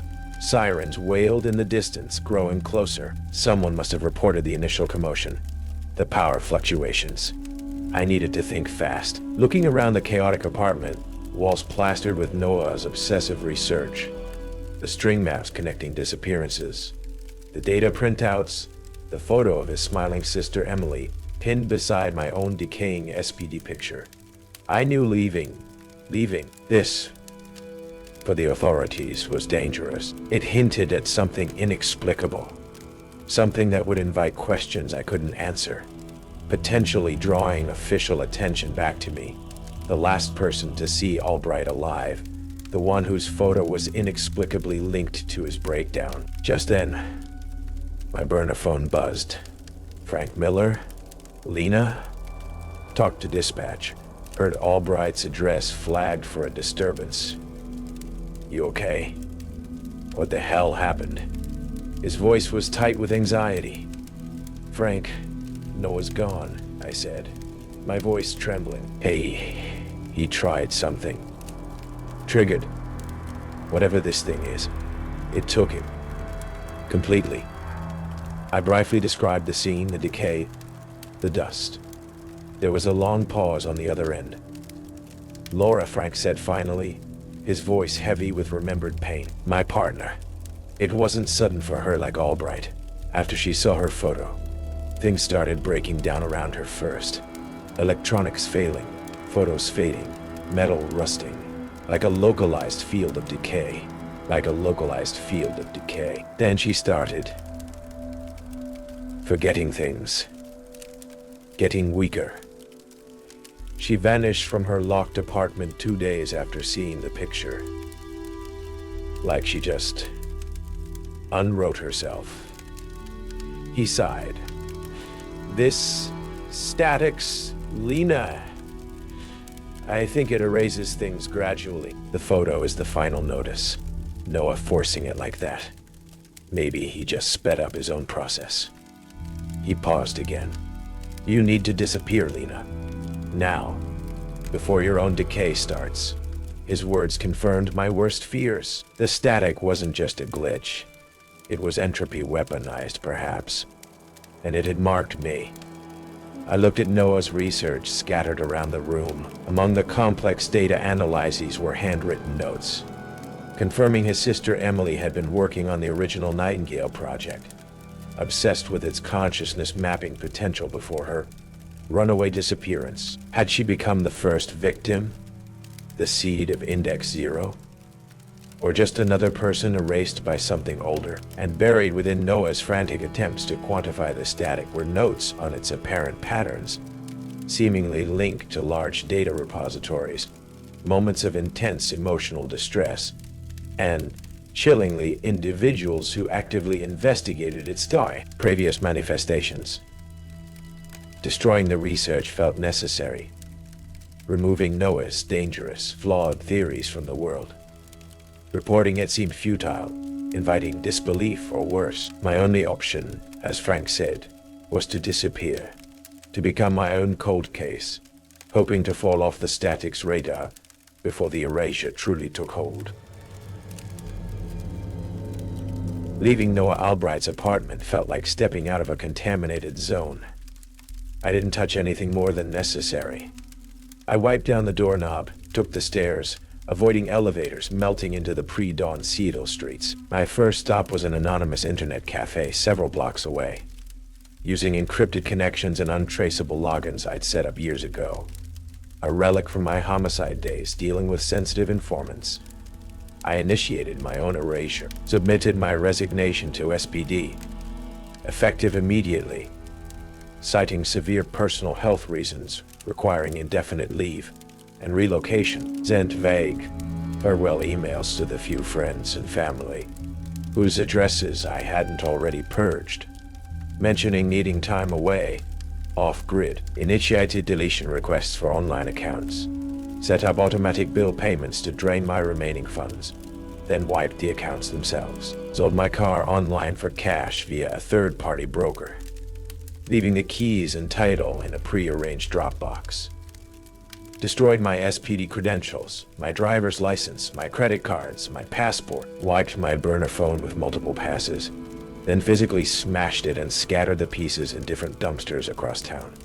It was a systematic dismantling of Lena Petrova. Every connection, every data point, every official record I could access, I severed or corrupted. By sunrise, I was on a Greyhound bus heading east under a new, hastily acquired, and likely temporary identity, carrying only a backpack with cash, a change of clothes, and the heavy weight of what I knew, trying to become statistically invisible. A ghost in my own right, hoping the static operated on data, on known quantities, on traceable signals, hoping that by deleting myself, I could unsubscribe from its attention. Months bled into a year. I ended up in a quiet, remote town nestled in the Oregon mountains, working odd jobs for cash, library shelving, gardening, bookstore clerking, anything quiet, offline, anonymous.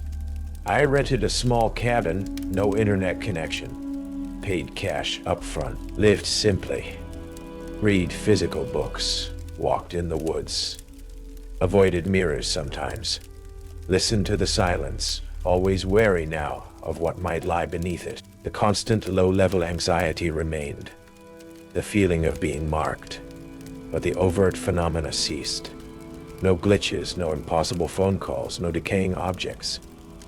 Maybe, just maybe, I had succeeded. Maybe I had become too insignificant, too disconnected, for the static to find or focus on. Until the letter arrived. It appeared one damp autumn morning in the locked P.O. box I used in the nearest town under my current alias, an address unconnected to Lena Petrova in any way I could conceive. A plain white envelope, no stamp, no postmark, no return address. My blood ran cold even before I touched it. Inside, a single sheet of crisp, white, standard office paper. It was blank, except for the date, neatly stamped in official-looking blue ink at the top center. Today's date, Rule 1, manifested not through email, not through a digital system it could hack, but here, in the physical world, finding me miles away, years later, completely off the grid. I dropped the paper, as if it were burning, stumbling back from the P.O. box. My carefully constructed anonymity, my painstaking erasure. It meant nothing. It hadn't been about data trails or digital footprints, not entirely. It was about the mark, the connection forged when my photo appeared on that board, when the static acknowledged me as its next target. Leaning against the wall outside the small post office, gasping for breath, my gaze fell on my hand resting on the worn metal handrail, where my fingers touched the cool steel. A faint, feathery pattern of orange rust was blooming, spreading slowly outwards like a stain. It wasn't there a moment ago. I looked down at my simple analog wristwatch, a cheap replacement for the smartwatch I'd destroyed. The metal casing, previously clean, now showed the same faint, spreading bloom of unnatural decay. It wasn't just finding me, it was with me. The erasure hadn't stopped when I ran. It had just slowed down, patient, inevitable, clinging to me like a psychic residue, subtly unwriting my reality. Bit by bit, decay by decay. The static didn't need a network. It just needed a target, and I was still subscribed. I followed the rules. I broke them. I survived. But I'm not untouched. The static isn't just digital. It's psychic, viral, patient. It doesn't just find you, it follows you.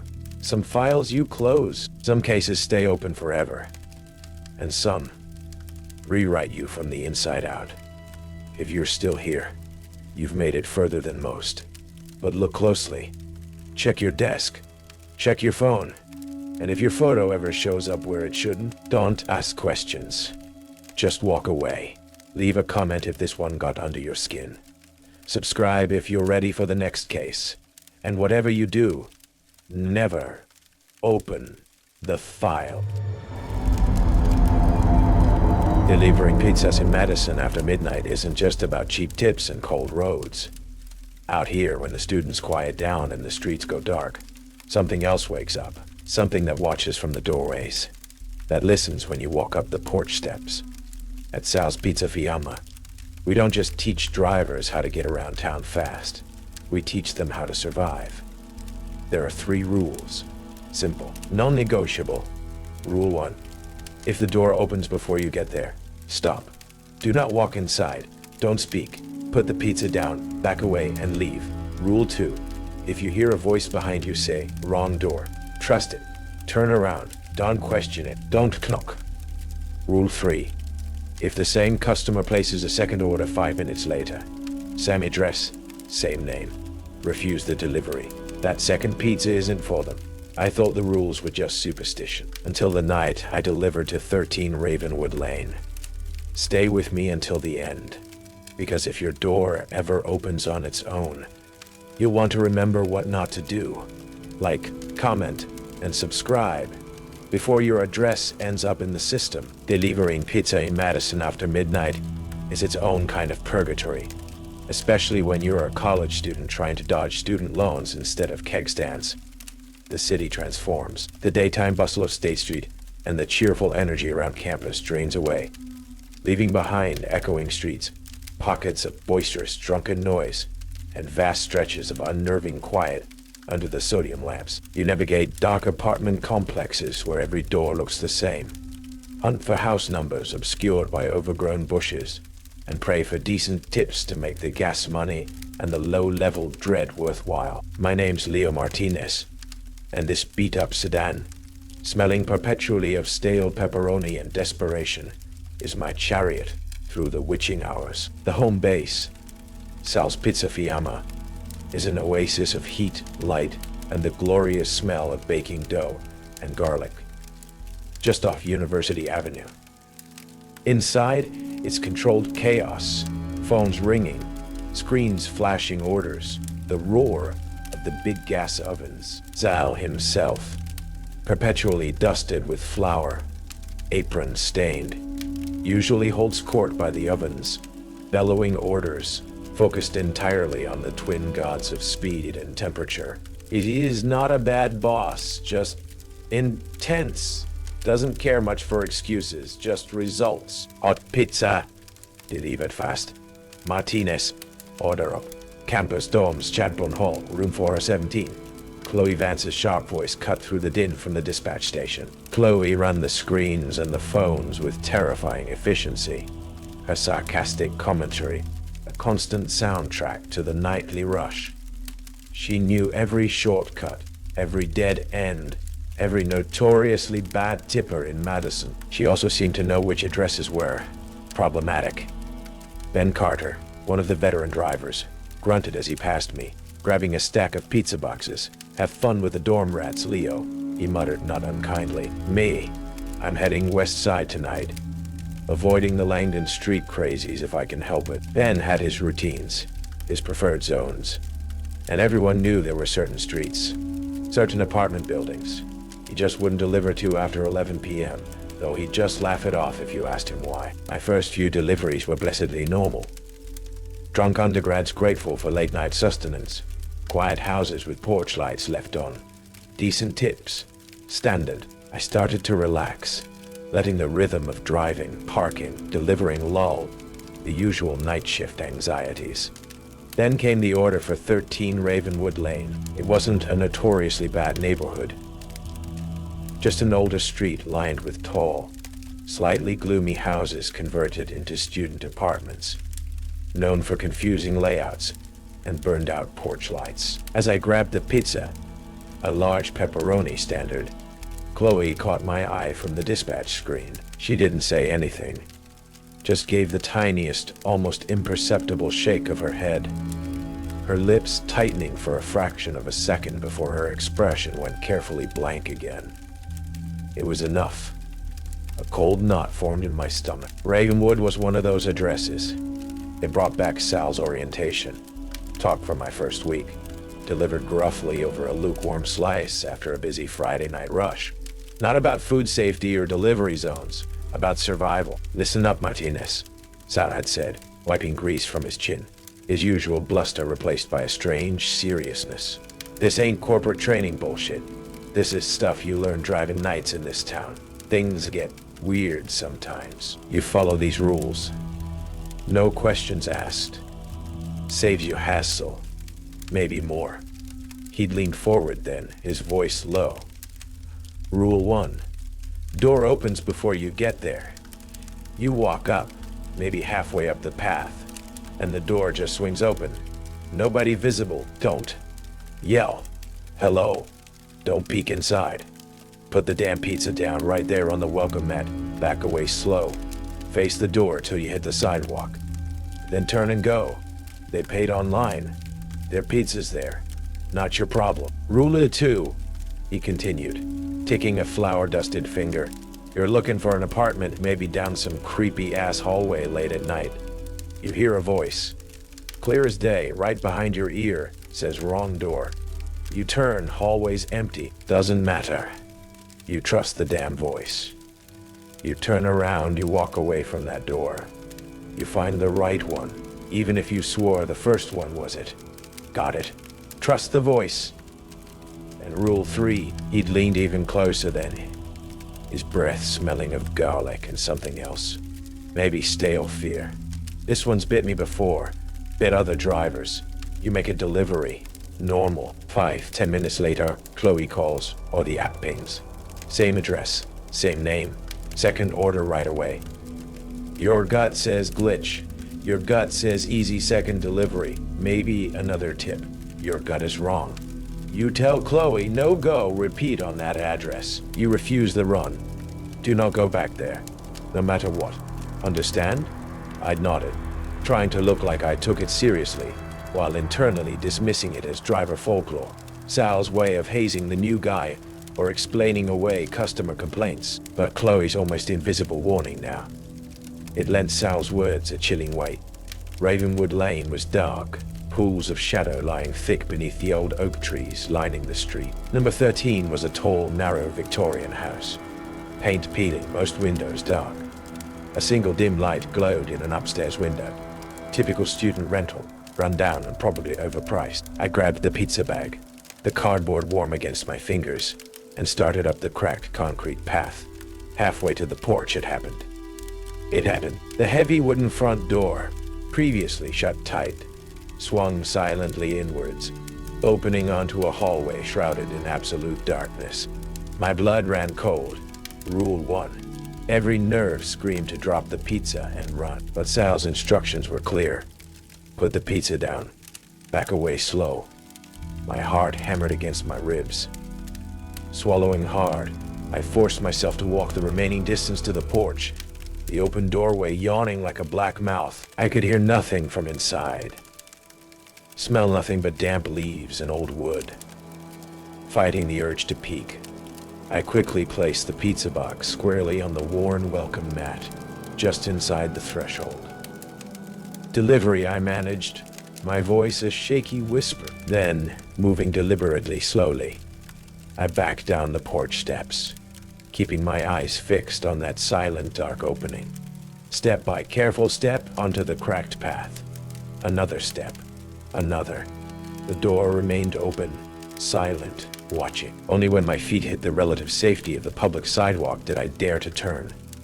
I half ran back to my car, fumbling with the keys, glancing compulsively in the rearview mirror as I pulled away. The door to number 13 was now shut tight, as if it had never opened at all. Just an old house, silent under the streetlights. But as I drove away, My hand brushed the pizza bag on the passenger seat. Through the insulated fabric, I could feel a distinct, unnatural coldness emanating from where the box had rested on that dark threshold. The memory of that silently opening door on Ravenwood Lane became a permanent resident in the back of my mind, whispering alongside Sal's rules. I started paying more attention, not just to house numbers, but to the feel of a place as I approached. Did the air seem colder near the porch? Did the silence feel watchful? Most deliveries remained blessedly mundane. Fumbling students, tired parents, late-night gamers. But the exceptions were jarring enough to keep the anxiety simmering. It happened again a week later. Different address, same unnerving script. A newer apartment building, this time one of those bland, vaguely institutional complexes near the engineering campus. Apartment 3B. The hallway was brightly lit, smelling of stale pizza and maybe weed, music thumping faintly behind a distant door. Felt completely normal. I walked up to 3B, pizza held ready like a shield. Lifted my hand to knock. Click, click. The door swung silently inward, maybe 6 inches, revealing only darkness beyond the threshold. No sound from inside, no flicker of movement. Just silent, waiting darkness. Rule 1. This time the fear was immediate, mixed with a frustrated anger. Again, but the memory of the cold from the first time, the sheer wrongness of it, overrode any impulse to hesitate or call out. Heart pounding, I quickly placed the pizza box on the floor just over the threshold. Delivery. I stated flatly to the empty air, my voice sounding too loud. Then, moving deliberately, I backed away down the brightly lit hallway, eyes locked on the partially open door. It remained motionless. Only when I reached the corner and turned did I hear the soft final click as it presumably swung shut behind me. Back at Sal's, the warmth and noise were a welcome shock after the cold silence of apartment 3B. Another weird one? Chloe Vance asked without looking up from her screen as I dropped the empty delivery bag onto the counter. You could say that, I muttered, grabbing a lukewarm soda. Gilman Apartments 3B. Door opened on its own. Chloe finally looked up, pushing her glasses up her nose. She consulted her screen briefly. Ah, Gilman 3B. Yeah, that one's temperamental. Been on the driver weird list for years. Just leave it and go, right? Her casual confirmation that there was a list, that this wasn't just happening to me, sent a fresh chill down my spine. Ben Carter, grabbing his next order, overheard. He paused, looking at me, his usual joking demeanor gone for a moment. Gilman 3B, he repeated, lowering his voice. Door opened on you? Damn. Listen, Martinez, he leaned closer. You did right just leaving it. Seriously. Heard stories. Guy who drove before me. Name was Kevin. He apparently called out, "Hello," once when that door opened on him, thinking it was just someone waiting. Ben shuddered visibly. Kevin quit the next day. No notice. Just cleared out his locker. Wouldn't say why. Heard he moved clear across the country. Ben clapped me roughly on the shoulder, forcing a grin. Ah, probably just old driver stories, right? Stress of the job. But his eyes held a genuine fear that lingered long after his false bravado returned. Later, getting back into my car after another delivery, I felt it before I saw it. An unnatural coldness clinging to the driver's side window, wiping away the condensation from the inside. I froze, etched perfectly onto the damp glass, as if drawn by an icy finger, was a small, disturbingly clear handprint, child-sized. It lingered there for a few seconds in the dim streetlight, then faded rapidly into nothingness as I stared, leaving only streaks of condensation and the frantic hammering of my own heart. After the handprint incident, I started paying more attention to Chloe's dispatch assignments, to Ben's carefully curated routes, trying to map the weird list addresses in my head. The pattern seemed erratic. scattered across different neighborhoods, different types of buildings. The only common denominator seemed to be late hours and, often, proximity to older parts of campus or areas known for student turnover. One particularly foggy Madison night, the kind where streetlights' halo and sound seems to warp. I got a delivery for a sprawling, confusing graduate student housing complex tucked away near University Heights. Finding the right building was hard enough. Navigating the identical, dimly lit interior corridors, searching for apartment 217, felt like wandering through an Escher print. Doors looked the same. Numbers seemed out of sequence. Muffled sounds echoed strangely. I was certain I had passed the 200 wing already, feeling increasingly disoriented and frustrated. I finally spotted it. 217. Down a side corridor I could have sworn wasn't there moments before. The door looked identical to all the others. Relief washed over me. I stepped towards it, raising my hand to knock. Wrong door. The voice was calm, female, spoken clearly, directly behind my left ear. Close enough to feel the phantom breath of the words. I spun around instantly. Pizza box held like a weapon. The corridor behind me was completely empty. Long, shadowed, silent, except for the low hum of the building and distant, muffled bass from someone's stereo. No one there. Impossible. Rule 2. If a voice behind you says, "Wrong door," trust it. Wrong door. Trust it. My mind rebelled. It had to be an echo, a trick of the ancient ventilation system. Maybe someone in an adjacent apartment speaking near a thin wall. But the clarity, the proximity, and the rule. Trust it. Every fiber of my being screamed to ignore the impossible voice. Knock on the door marked 217. Get the delivery over with. Get the tip. Customer waiting. Clock ticking. But Ben's spooked face. Chloe's subtle warnings. The icy handprint. I couldn't dismiss it. With a deep breath that did little to calm my pounding heart, I lowered my hand from the door marked 217. I forced myself to trust the impossible. I turned back, retraced my steps, went past the main corridor intersection, and turned down another side hallway I hadn't noticed before. And there it was, another door, also marked 217. This one somehow felt brighter, quieter, less expectant. I knocked. The door opened almost immediately. A man in his 50s, maybe older, peered out through thick-rimmed glasses. He wore slightly rumpled academic tweeds despite the late hour. His study behind him piled high with books and papers. Dr. Aristorn. I recognized the name from Chloe's dispatch screen. Remembered seeing his address pop up frequently on late-night orders, often near other weird list locations. He took the pizza with a distracted air. Paid the exact amount online already? Then paused, peering at me over his glasses. Notice any unusual barometric pressure shifts tonight, young man? He asked absently, before nodding and closing the door, leaving me bewildered on the threshold. Back at Sal's, I mentioned the confusing layout, the weird acoustics in that building to Chloe.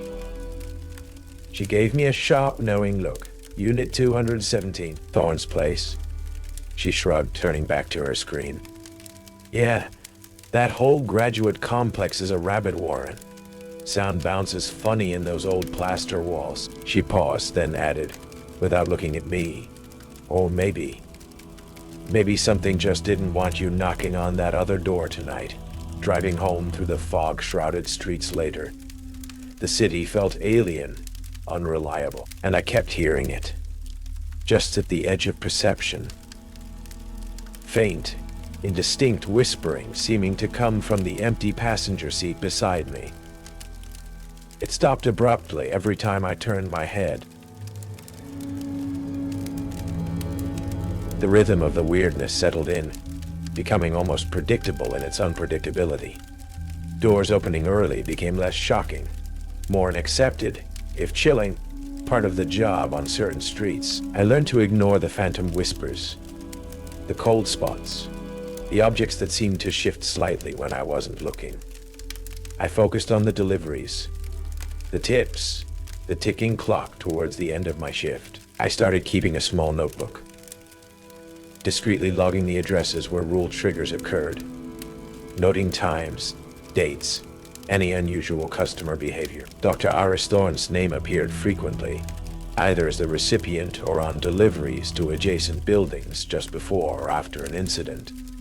The correlation felt too strong to be coincidence. One night, I delivered to Thorne himself again, apartment 217. The transaction was brief, mundane. He seemed preoccupied, barely acknowledged me, already turning back to his cluttered desk as he closed the door. Standard weird, Professor. I headed back towards Sal's, relieved it was an uneventful run. I'd driven maybe 5 blocks when my phone, mounted on the dash, pinged with the delivery app, alert tone. I glanced at it. New order pickup, Sal's Pizza Fiamma. Delivery address: Dr. Iris Thorne, app 217. Order: 1 large pepperoni. Exactly the same as the order I had just delivered less than 10 minutes ago. Ice water flooded my veins. Rule 3: if you get a second order from the same room 5 minutes later, don't return. My immediate reaction was disbelief. System glitch. Had to be. Maybe Thorne accidentally hit reorder? Maybe he just really liked pepperoni? But the absolute seriousness in Sal's voice, in Ben's warning nod, when Sal first explained this rule. Never go back for seconds on those ones. Never. My phone rang. Dispatch. Chloe's voice, professionally brisk. Leo, you see that new order ping for Thorne on Ravenwood? Assuming Thorne lives at 217 Ravenwood. Need consistency. Closest driver. Can you take it? No, I said, my voice tighter than I intended. No, Chloe, that's a no-go. Repeat. Rule 3.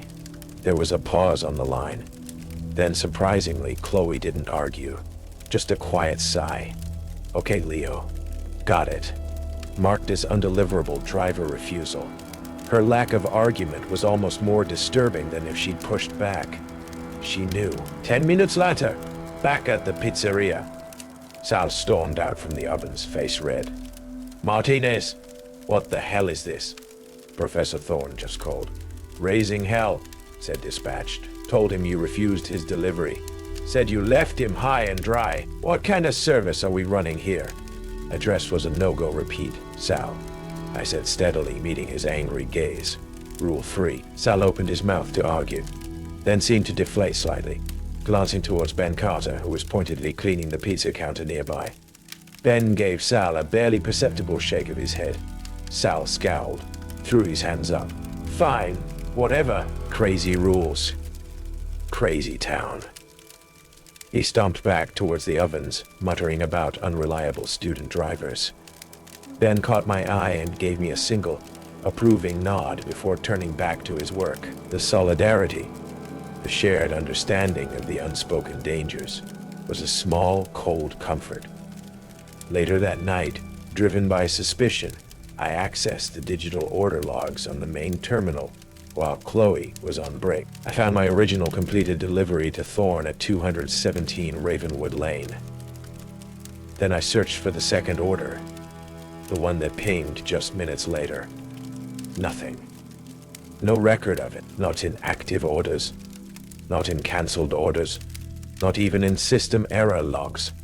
It was completely gone, as if it had never existed at all. The screen flickered slightly as I stared at the blank log. Thorne wasn't just a weird customer, he was connected. And whatever entity haunted the thresholds of Madison, it could apparently edit the system logs too.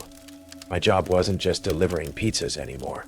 It felt like I was delivering myself into something far older and far hungrier. The pattern was too neat, too deliberate.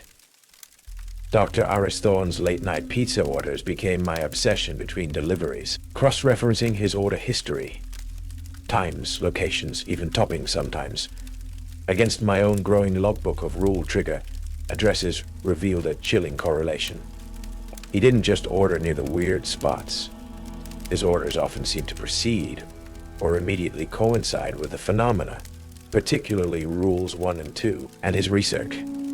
Digging through obscure university databases revealed papers I'd missed before, heavily theoretical work on liminal perception, anomalies, and threshold event consciousness. He hypothesized that certain locations, under specific conditions, time of night, emotional state of observer, became thin, allowing for brief overlaps with something else. And he speculated that focused human intention, like, say, the anticipation of a delivery driver approaching a specific door at a specific time, could act as a catalyst or tuning fork for these events.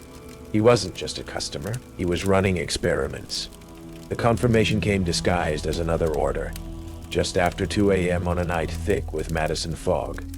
Destination: 13 Ravenwood Lane, the Rule 1 house. Customer: Dr. A. Thorne. Order: 1 small, plain cheese. But the special instructions, they were insane. Delivery driver must approach property from north sidewalk only. Proceed directly to porch. Place pizza box squarely on the third step from the bottom. Third step from the bottom. Wait precisely 90 seconds after placement. Use timepiece. Knock 3 times. Pause 1 second. Knock 2 times. Depart immediately via south sidewalk only. Important: do not look back at the house after leaving porch steps until reaching the street. Payment online. Tip included. This wasn't a pizza order. It was a protocol, a ritual designed to maximize what? The house's reaction? My fear? What is observation? Cold fury warred with a deeper, colder fear. I took the delivery. I had to see him. Confront him. Ravenwood Lane was a ghost street, swallowed by fog, so thick my headlights barely penetrated 5 feet ahead. Straight lights were hazy, distant orbs. Number 13 loomed out of the mist, darker than the surrounding gloom. All windows black tonight. Following Thorne's bizarre path felt like walking into a meticulously set trap. North sidewalk. Check. Approach porch directly. Check. Pizza placed carefully on the cold, damp third step. Check. Then, the agonizing wait. 90 seconds. Timed on my phone's stopwatch. Standing exposed on that dark porch, listening to the profound, fog-muffled silence. Every nerve screaming. The air felt heavy, expectant. Time up. I knocked. 3 sharp raps. Pause. 2 more. The sound swallowed instantly by the fog. Silence. No door opening tonight. I turned, forcing myself to walk down the steps and onto the south sidewalk as instructed, resisting the overwhelming urge to look back at the dark house. Reaching the relative safety of the street, I stopped, turned, and melted into the dense shadows of an ancient, dripping maple tree across the road. Pulling out my phone, hitting record on the camera, aiming it towards the porch. Minutes ticked by, nothing but swirling fog and silence. Had he played me? Then a flicker of movement near the side of the house. A figure emerged cautiously from the deeper shadows, half obscured by mist. Dr. Aris Thorne. He wasn't looking for pizza. He was holding a small, sophisticated-looking handheld device. Complex lenses, external microphone, maybe thermal sensors, aimed directly at the porch. At the pizza box sitting innocently on the third step. He was recording, measuring, observing. I stepped out from behind the tree, my own phone's flashlight beam cutting through the fog, pinning him. Collecting data, Professor. My voice sounded harsh, unnatural in the heavy air. Thorne gasped, whirling around, shielding his device instinctively. He squinted into my light. Martinez, what in God's name are you doing? You were instructed to leave immediately, and you were instructed to order pizza, not run reality experiments on minimum wage drivers. I shot back, stepping closer, holding up my phone displaying one of his archived paper titles. Catalyzing liminal phenomena through anticipatory observation. Threshold listener, you call it? You think it's okay to use people as bait? to trigger this, whatever it is, just so you can get footnotes for your crackpot theories. He drew himself up, regaining a semblance of academic hauteur, though his eyes darted nervously towards the house behind me. Crackpot, Mr. Martinez. This is groundbreaking research into the fundamental nature of perception, the very fabric of localized reality. This entity, this phenomenon reacts to focused human intention, to the active transition across a threshold. Your arrival, the anticipation, the specific ritualized delivery, it creates a measurable perturbation, an observable ripple. His eyes gleamed with obsessive fervor. The rules your colleagues follow? Fascinating emergent behavioral adaptations to minimize psychic dissonance.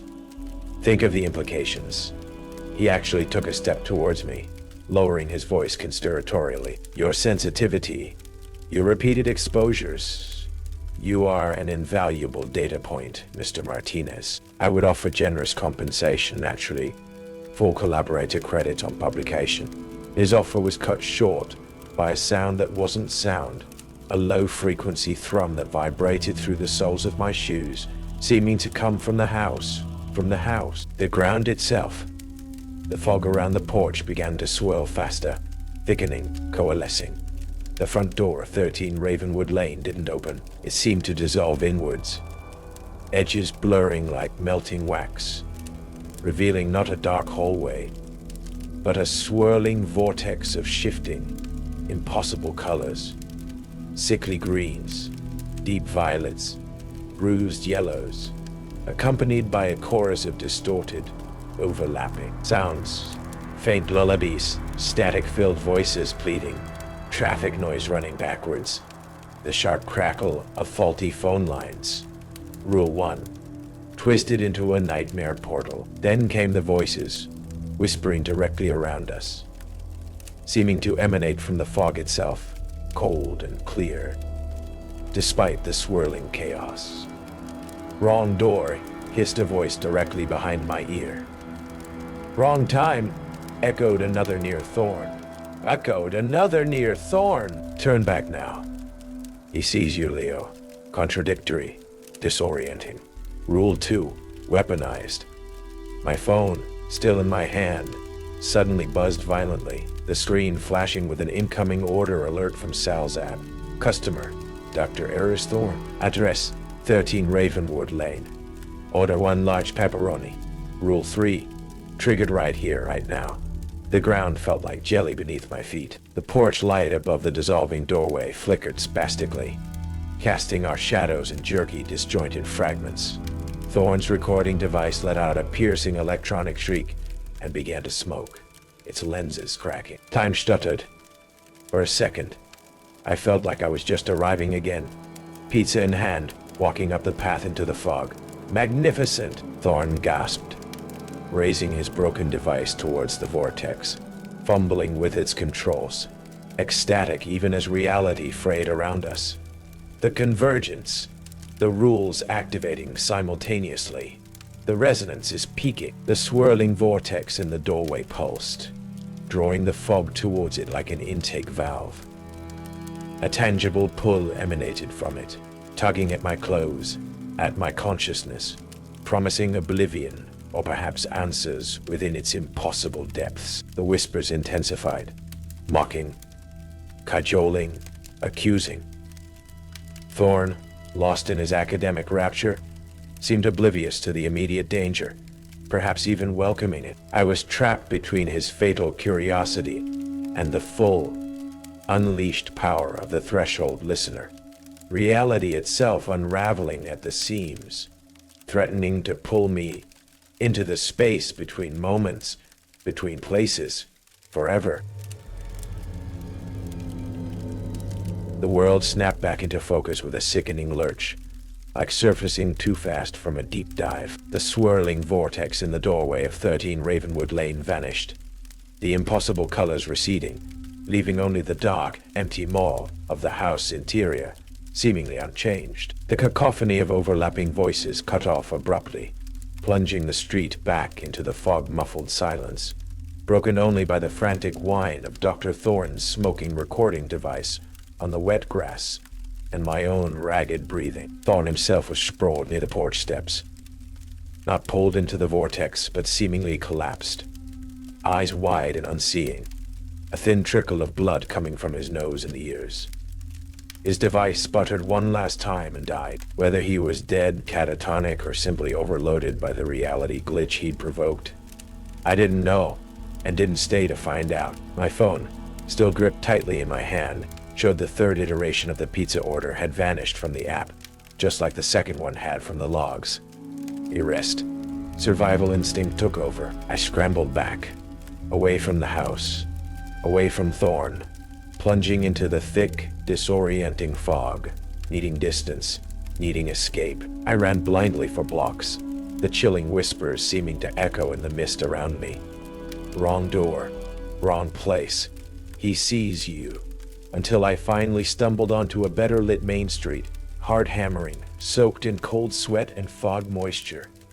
Back at Sal's much later, looking like I'd wrestled a ghost and lost, which wasn't far from the truth. Only Ben Carter was left, cashing out his tips. He took one look at my face, my trembling hands, and his usual cynical bravado vanished. "Ravenwood?" he asked quietly, his voice grim. I just nodded, unable to speak. "Rule 1, or worse. All of them," I croaked out. And Thorne, he was there, experimenting. He triggered it. I told him everything. Thorne's research, the special instructions, the vortex, the overlapping rules. Thorne collapsing. Ben listened silently, his face growing paler. When I finished, he ran a shaky hand through his thinning hair. "Thorne," he breathed. "Always knew that guy was messed up. Heard the university kicked him out years ago for unethical research methodologies. Guess pizza delivery drivers were cheaper lab rats?" He shook his head. "Jesus, Leo, that entity. The listener, whatever it is. Thorne might be gone, but it knows you now. You triggered multiple rules, survived a full manifestation provoked by that lunatic. You're attuned." He looked genuinely scared for me. "My advice? Get out. Leave Madison. Don't look back. Sal won't care. He'll just hire another desperate student. But you need to disappear before it sends another special delivery." His fear, mirroring my own, solidified my resolve. But first, Thorne's research. I couldn't leave that behind. I drove back towards Ravenwood Lane in the first gray light of dawn, the fog thinning now. Police cars weren't there yet. Maybe no one had found Thorne. His body, thankfully, was gone from the lawn, but his damaged recorder and a scattered sheaf of damp papers remained near the lilac bush where I'd hidden. I gathered the notes quickly, shoving them into my bag. Back in my apartment, I scanned them frantically. Thorne's handwriting was erratic, obsessive. Detailed logs of delivery times correlated with atmospheric readings, local M field fluctuations, driver reports, likely gleaned from eavesdropping, or hacking Sal's system, theories about the threshold listener, being drawn to moments of decision anticipation, the psychic energy of arrival, and notes on its weakness. It seemed bound by its own rules, its interactions limited to those specific triggers. The door, the voice, the repeat order.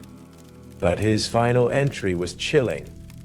Subject LM exhibits high sensitivity. Ruler. 3 trigger imminent. Repeated exposure. May cause permanent perceptual attunement.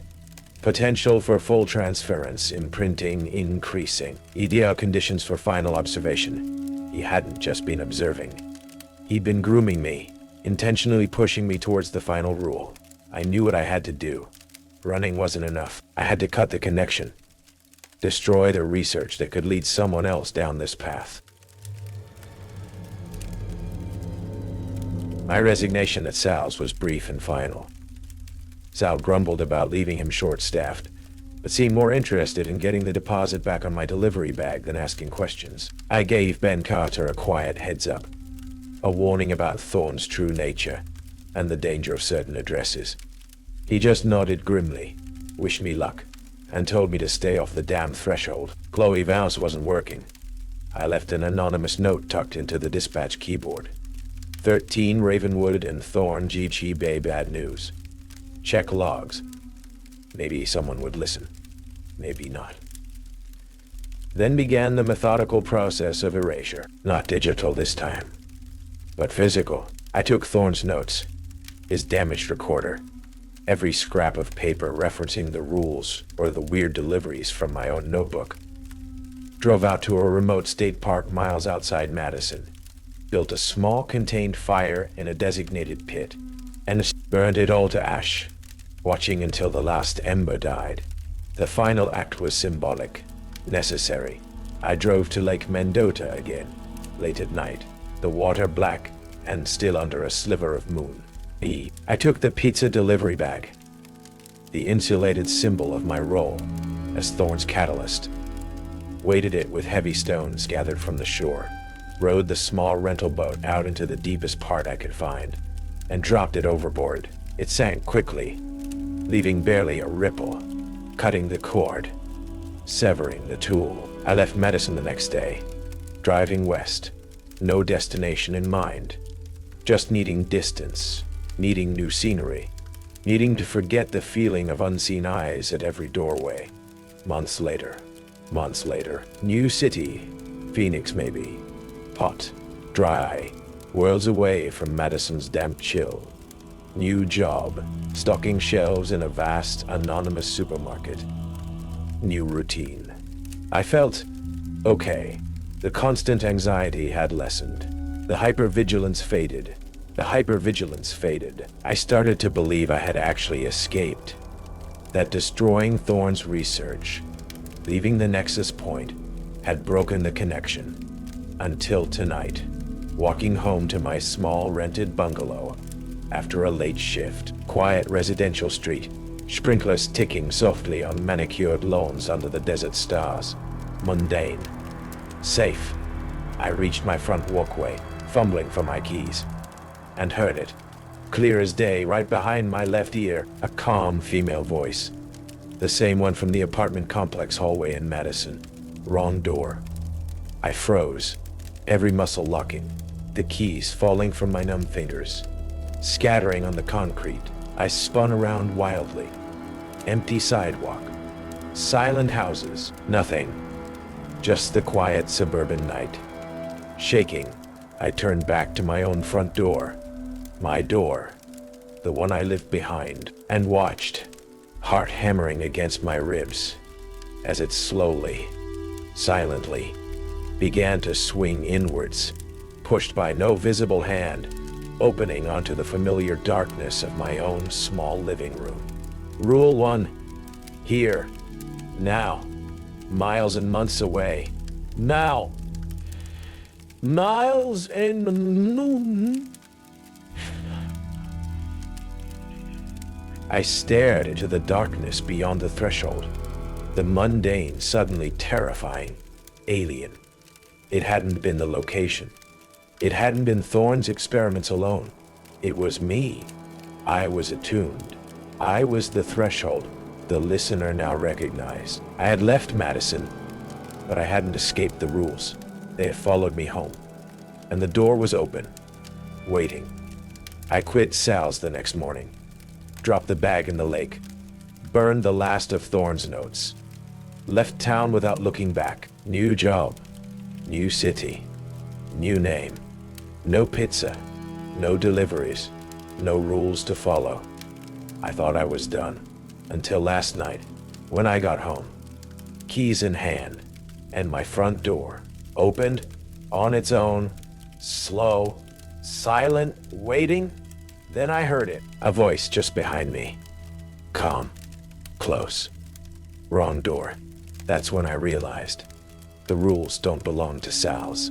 They belong to me now, and I'm still on the route. If you've listened this far, you're on it too. Remember the rules, and pray they don't apply to your address next. Like, comment, subscribe, because once that second pizza shows up, it's already too late. Some places were built to hold people. Others were built to hold something that should never be let out. This is Rikers Island's forgotten wing. Abandoned, sealed, and left to rot. But the things locked inside, they remember. Tonight on Dark Witch Files, you're about to hear what happens when the rules aren't just protocol. There's survival. Rule 1. Salute the ghost. Rule 2. Ignore the screaming door. Rule 3. Never touch the blood-soaked keys. And trust me, this one gets worse with every rule broken.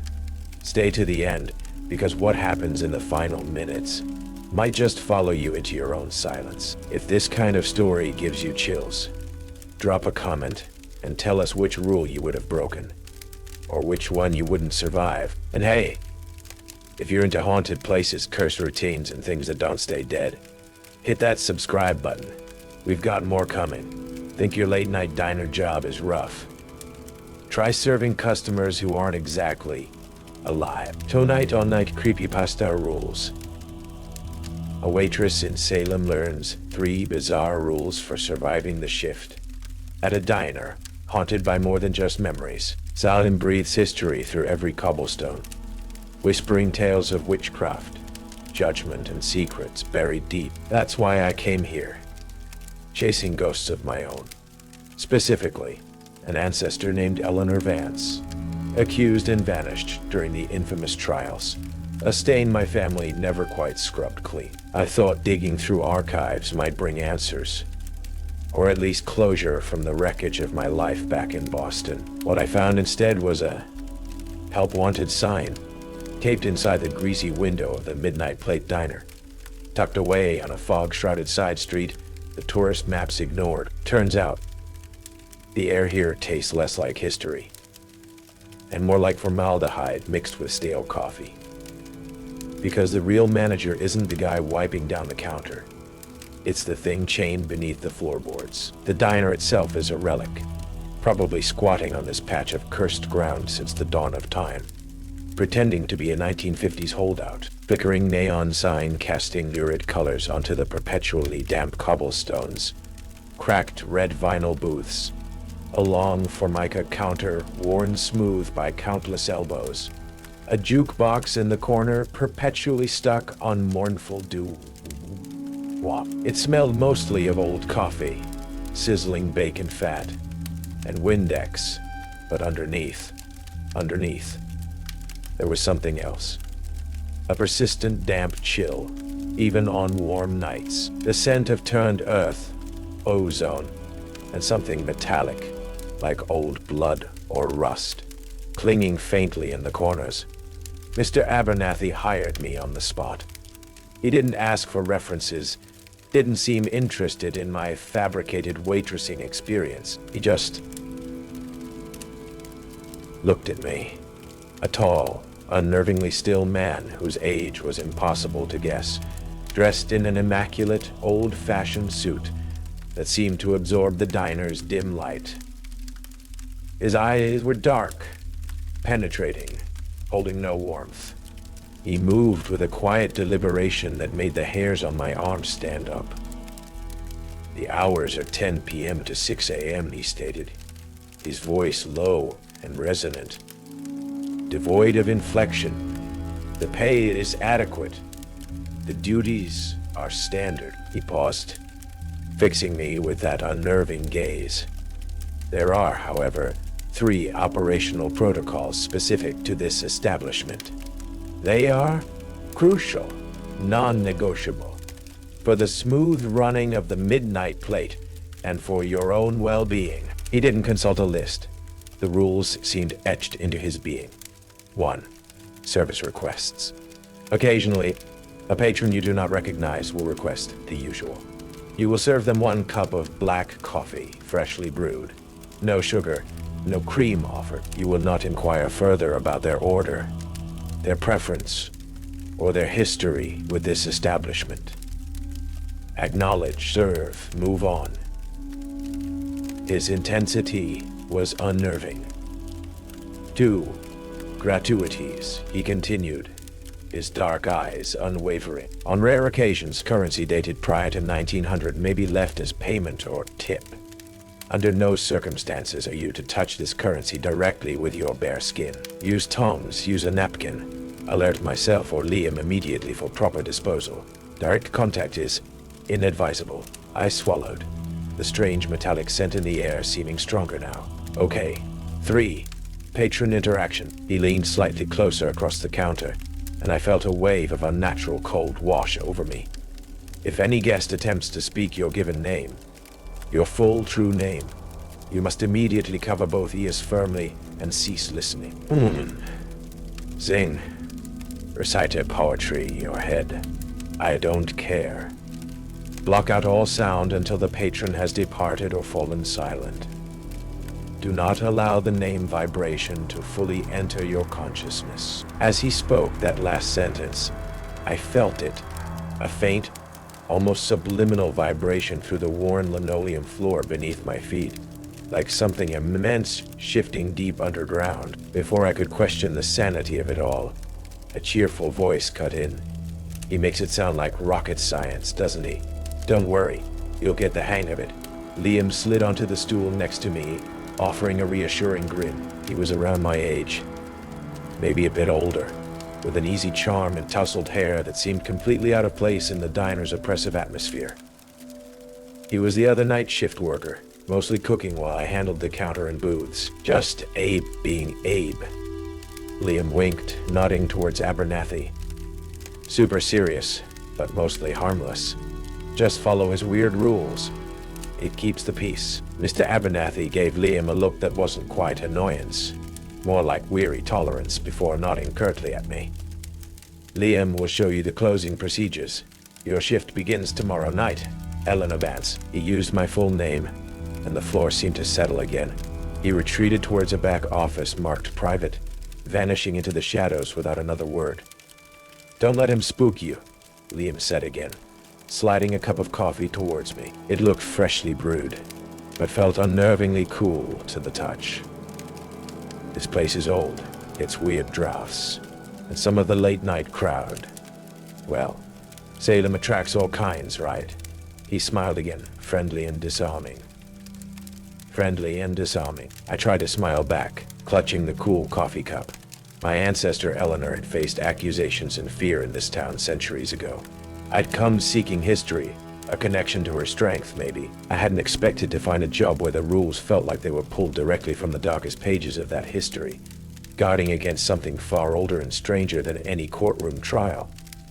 And I had a chilling feeling the ghosts I was chasing weren't just confined to the archives anymore. Okay, here are chapters 2, 3, and 4 of The Midnight Plate, continuing Ellie Vance's story in the haunted Salem diner, incorporating the specific supernatural antagonist, the minister, Abernathy as keeper, Liam's hidden agenda, and the techniques or effective story lengthening. My first few shifts at the Midnight Plate were a disorienting waltz between the mundane and the profoundly unnerving. 1 minute, I'd be wiping down sticky counters or brewing another pot of coffee that always seemed to go cold too quickly. The next, I'd feel a pocket of intense cold drift past me in an empty aisle, or watch a lone customer seated by the window simply fade from view between one blink and the next. Liam, ever cheerful, always had a rationalization ready. Old building, drafty, or tricks of the light. Ellie, happens all the time on the night shift, but his easy smiles didn't quite reach his eyes sometimes. Mr. Abernathy remained an enigma, moving with ghostly quiet, observing everything with his dark, unreadable gaze. He rarely spoke unless giving an order or correcting a minor procedural error.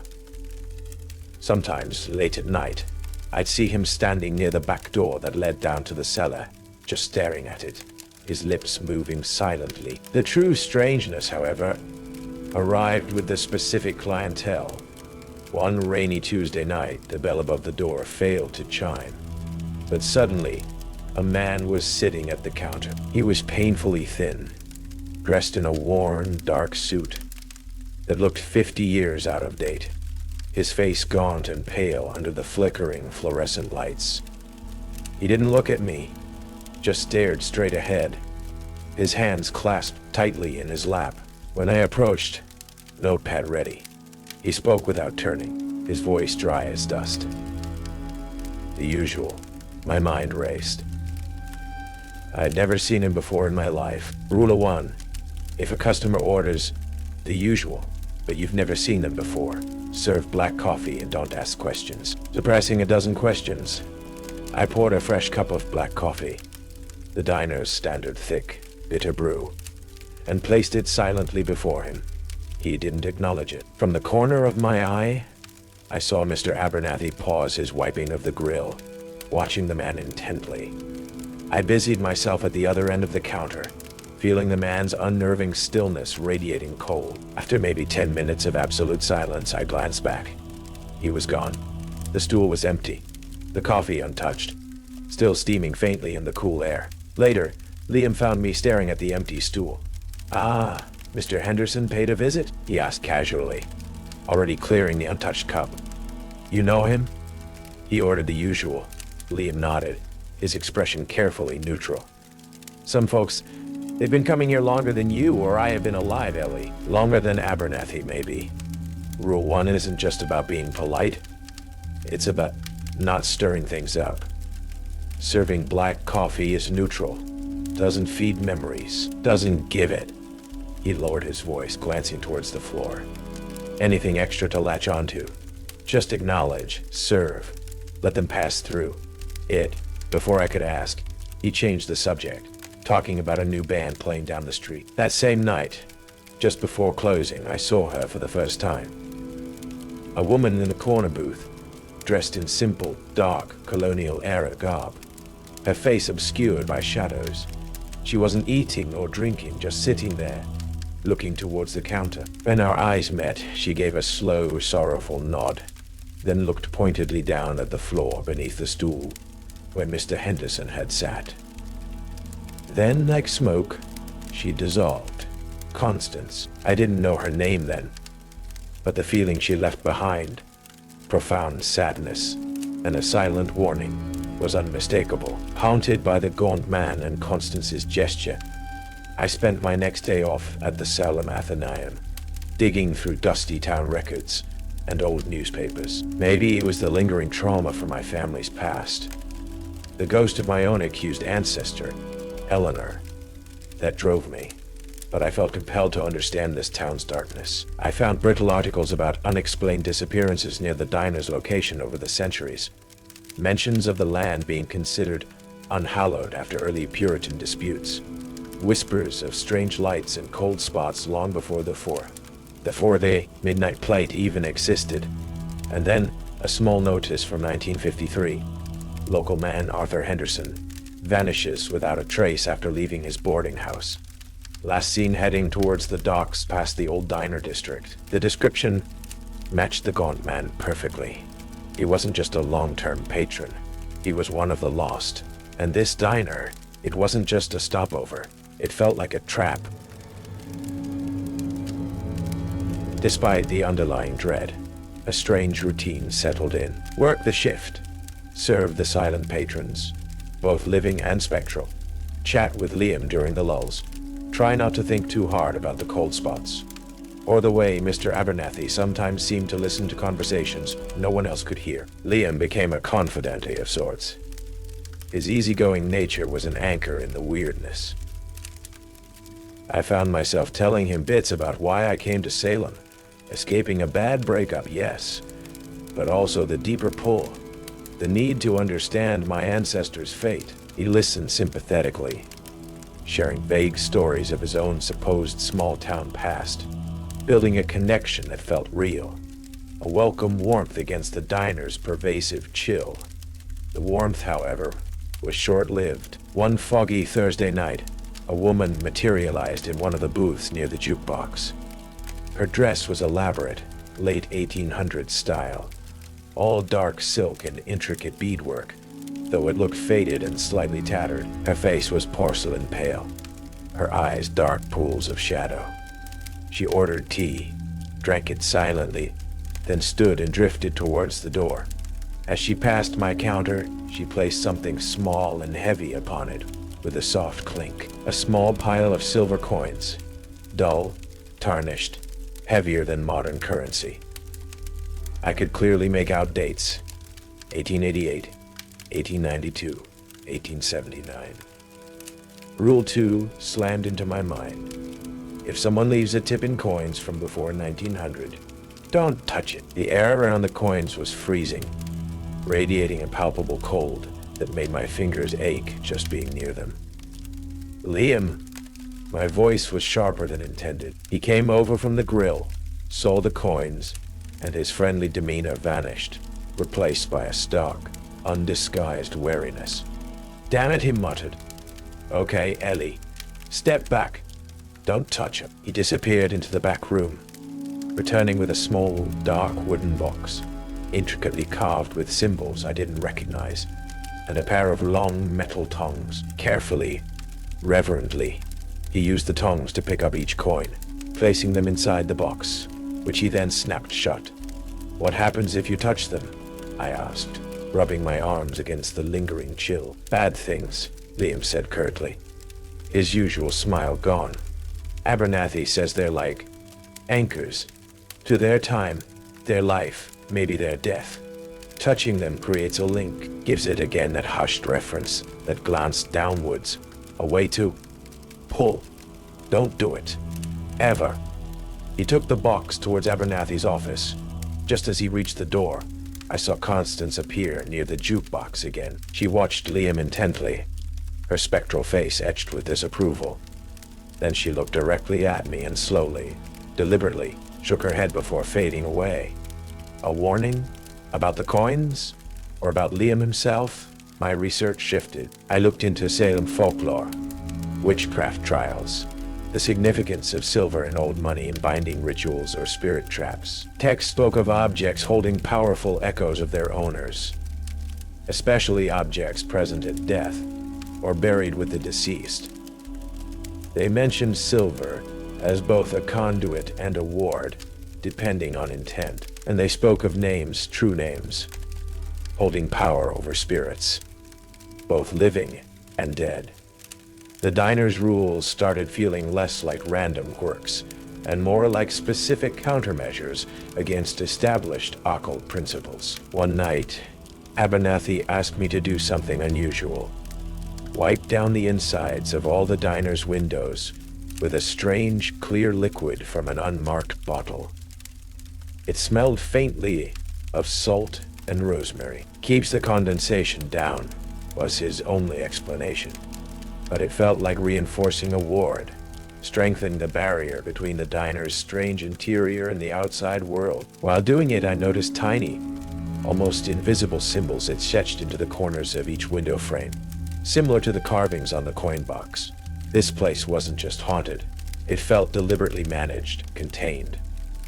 And the thought of what needed containing made the artificial warmth of my growing friendship with Liam feel suddenly, terrifyingly fragile. He knew more, I was certain, and his earlier comment echoed. The last person who didn't respect the coins isn't around anymore. Was that a warning or a threat? The air in the midnight plate grew heavier, charged, like the moments before a lightning strike. Whispers skittered at the edge of my hearing, sometimes sounding unsettlingly like fragments of my own name. Ellie. Nor. I found myself jumping at shadows, the line between the diner's mundane reality and its spectral undercurrent blurring. Liam remained my anchor, quick with a joke or a shared complaint about Abernathy's eccentricities, yet I started noticing things. The way his eyes sometimes lingered on the cellar door, the way he always seemed perfectly calm during minor spectral events that left me shaking. How did he cope so well? Or was it something else? I saw Abernathy more frequently engaged in his quiet rituals, tracing unseen patterns in spilled salt on the counter, leaving small offerings of water or herbs near the back door, sometimes standing utterly still in the darkest corner booth, his head bowed as if listening to a silent confession. It wasn't just maintenance. It felt like appeasement. Then he came in, I felt his presence before I saw him. A wave of nauseating cold that extinguished the warmth from the coffee machine. He looked waterlogged, skin gray and bloated, clothes clinging damply, smelling of stagnant pond water, and something sickeningly sweet underneath. He moved with a slow, shambling gait, dripping water onto the floor, and sat directly opposite me at the counter, his eyes milky white, entirely devoid of pupil or iris. He didn't order. He just stared at me. Then his jaw worked slowly, painfully, water trickling from the corners of his mouth as he formed the sound. A wet, gurgling rasp that clawed its way into my ears. Through 3. If a guest tries to speak your name, cover your ears until they're gone. Terror spiked, sharp and absolute. This felt different, more direct, more personal than any cold spot or vanishing patron. I reacted instantly, slamming my hands over my ears, pressing hard against my skull, squeezing my eyes shut. A powerful psychic pressure slammed against my mental defenses, an attempt to force the sound, the name, through. It felt like icy tendrils trying to hook directly into my thoughts. My identity. I hummed frantically, desperately, reciting state capitals, song lyrics, anything to block the intrusion, feeling the entity's cold, focused attention trying to pry my name from my essence. In the darkness behind my eyelids, amidst the internal noise I was creating, a different voice whispered, cold and clear as ice. "He needs your name to trade." The pressure intensified. Then after an agonizing eternity, it suddenly vanished. The cold receded. Silence, except for the ringing in my ears. Trembling, I slowly lowered my hands, opened my eyes. The stool opposite me was empty. The puddle of brackish water on the floor was already evaporating unnaturally quickly. Liam was suddenly beside me, placing a comforting hand on my shoulder. "Oh, Ellie, you okay?" He went white as a sheet. Nasty-looking customer, that one. Just vanished into thin air. He sounded genuinely concerned. But just for a split second, before his usual friendly mask snapped back into place. I saw it in his eyes, a flicker of intense, almost hungry, anticipation that had nothing to do with concern for me. He'd been watching, waiting. That night, I couldn't shake the cold whisper. "He needs your name to trade." Liam, my friendly coworker, my anchor. Was he trying to help me survive this place? Or was he grooming me for something else? I remembered his comment about the previous employee who didn't respect the coins. Was that person replaced by Liam? The thought sent a fresh wave of terror through me, colder than any spectral touch.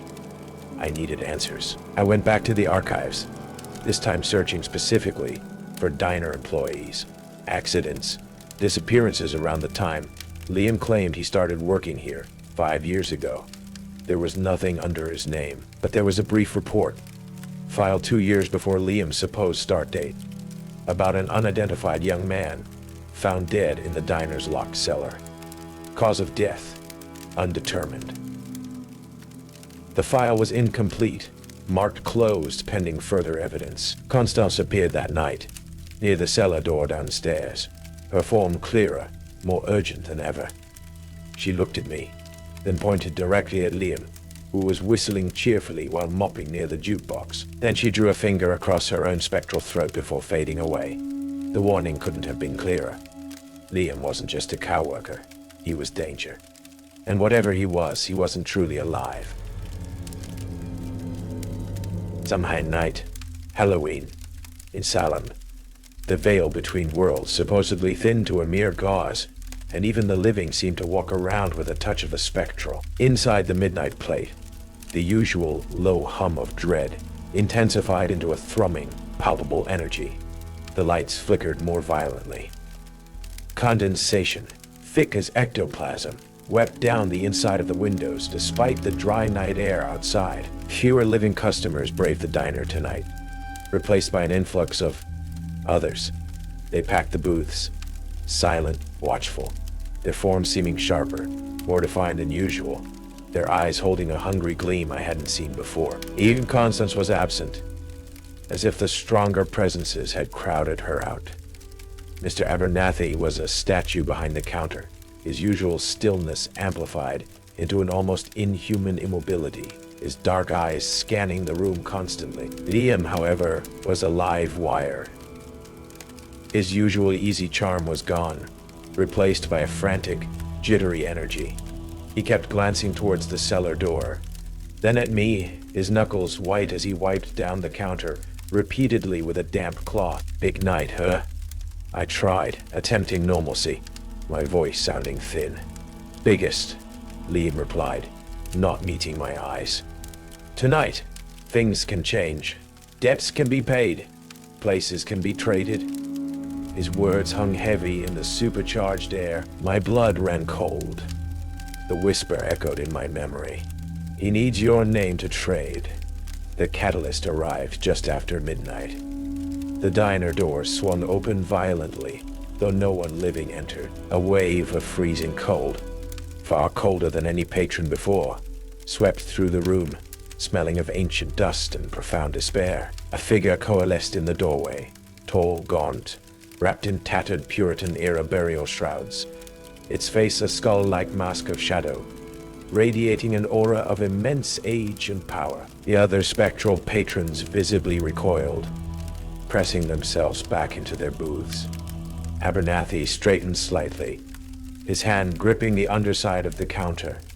This new arrival glided towards the counter, stopping directly in front of me. It didn't speak, but I felt its demand in my mind, cold and imperious. The usual. My hand shook as I reached for the coffee pot. This felt different, vastly more dangerous than Mr. Henderson. Rule 1. Black coffee. Neutral. Don't feed it. As I poured, the entity's shadowy gaze fixed on me, and I felt that horrifying psychic pressure again, probing at the edges of my consciousness, searching for my name. "Leave her be," Liam suddenly hissed, stepping protectively, or so it seemed, between me and the entity. "She's new. She doesn't know the protocols." The shrouded figure turned its empty gaze towards Liam. A low growl, like shifting stones deep underground, emanated from it. Then slowly, deliberately, it raised a skeletal hand and dropped something onto the counter between me and Liam with a heavy clack.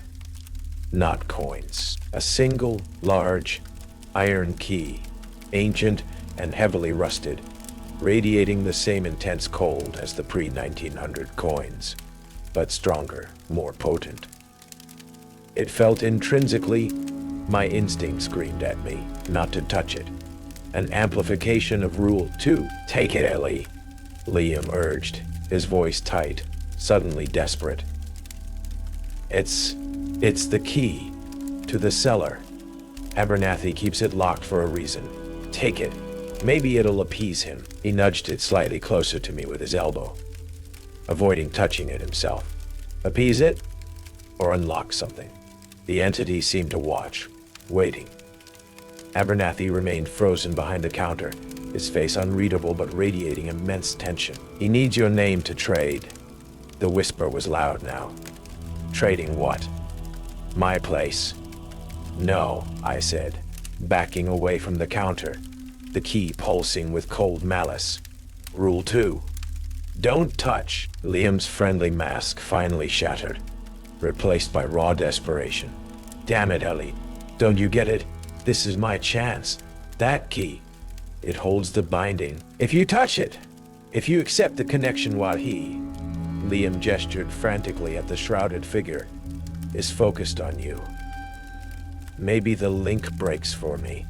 I can finally leave this damned place." The shrouded figure let out another low growl, turning its attention fully back to me. It raised its other hand, pointing a bony finger directly at my face.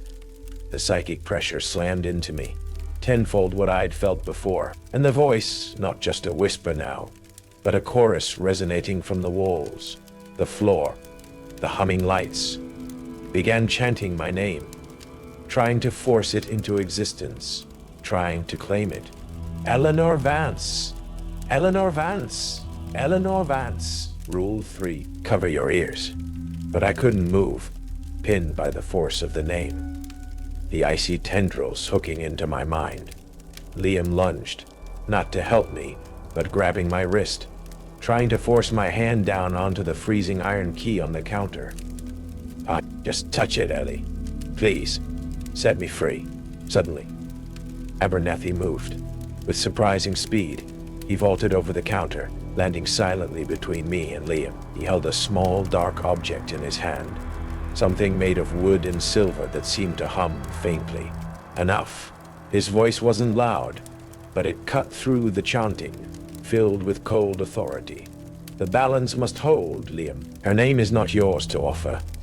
The minister, he glanced down towards the floor, acknowledging the entity below for the first time, does not bargain.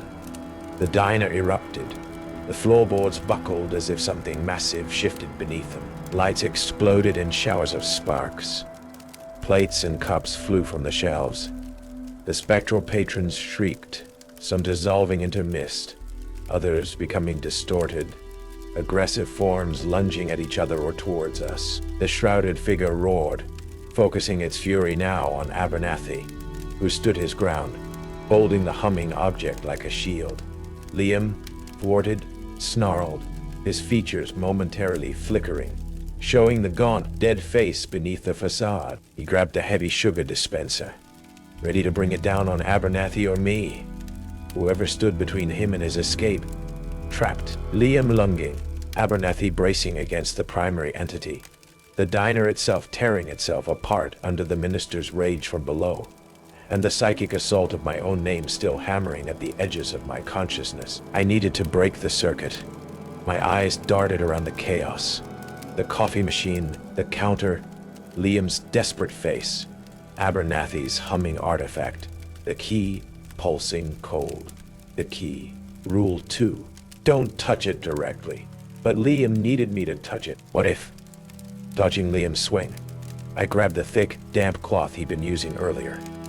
Ignoring the name chanting hammering my skull, I used the cloth, insulating my hand, and snatched the freezing iron key from the counter. Liam froze, hope voring with confusion on his flickering face. Abernathy glanced at me sharply. The shrouded figure paused its assault on Abernathy, its empty gaze snapping towards the key in my protected hand. What are you doing? Liam breathed. Rule 2 says I can't touch it. I yelled over the din, holding the key up wrapped in cloth. It doesn't say anything about you. And with all my strength, before Liam or Abernathy could react, I threw the freezing iron key directly at Liam's chest.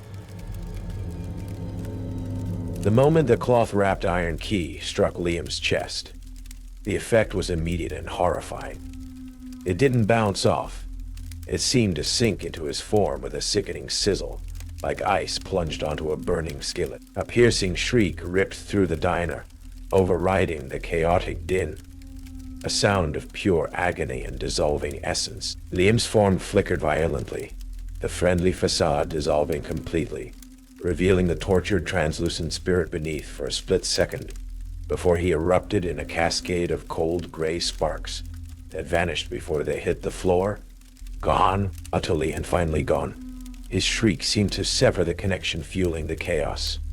The shrouded figure, the conduit for the minister below, let out a final, frustrated roar that shook the very foundations of the diner. The red glow in its shadowy eyes dimmed. It recoiled from Abernathy as if physically struck, then rapidly dissolved back into the oppressive darkness it came from, leaving only an unnatural chill and the lingering smell of ozone and decay. The psychic pressure vanished.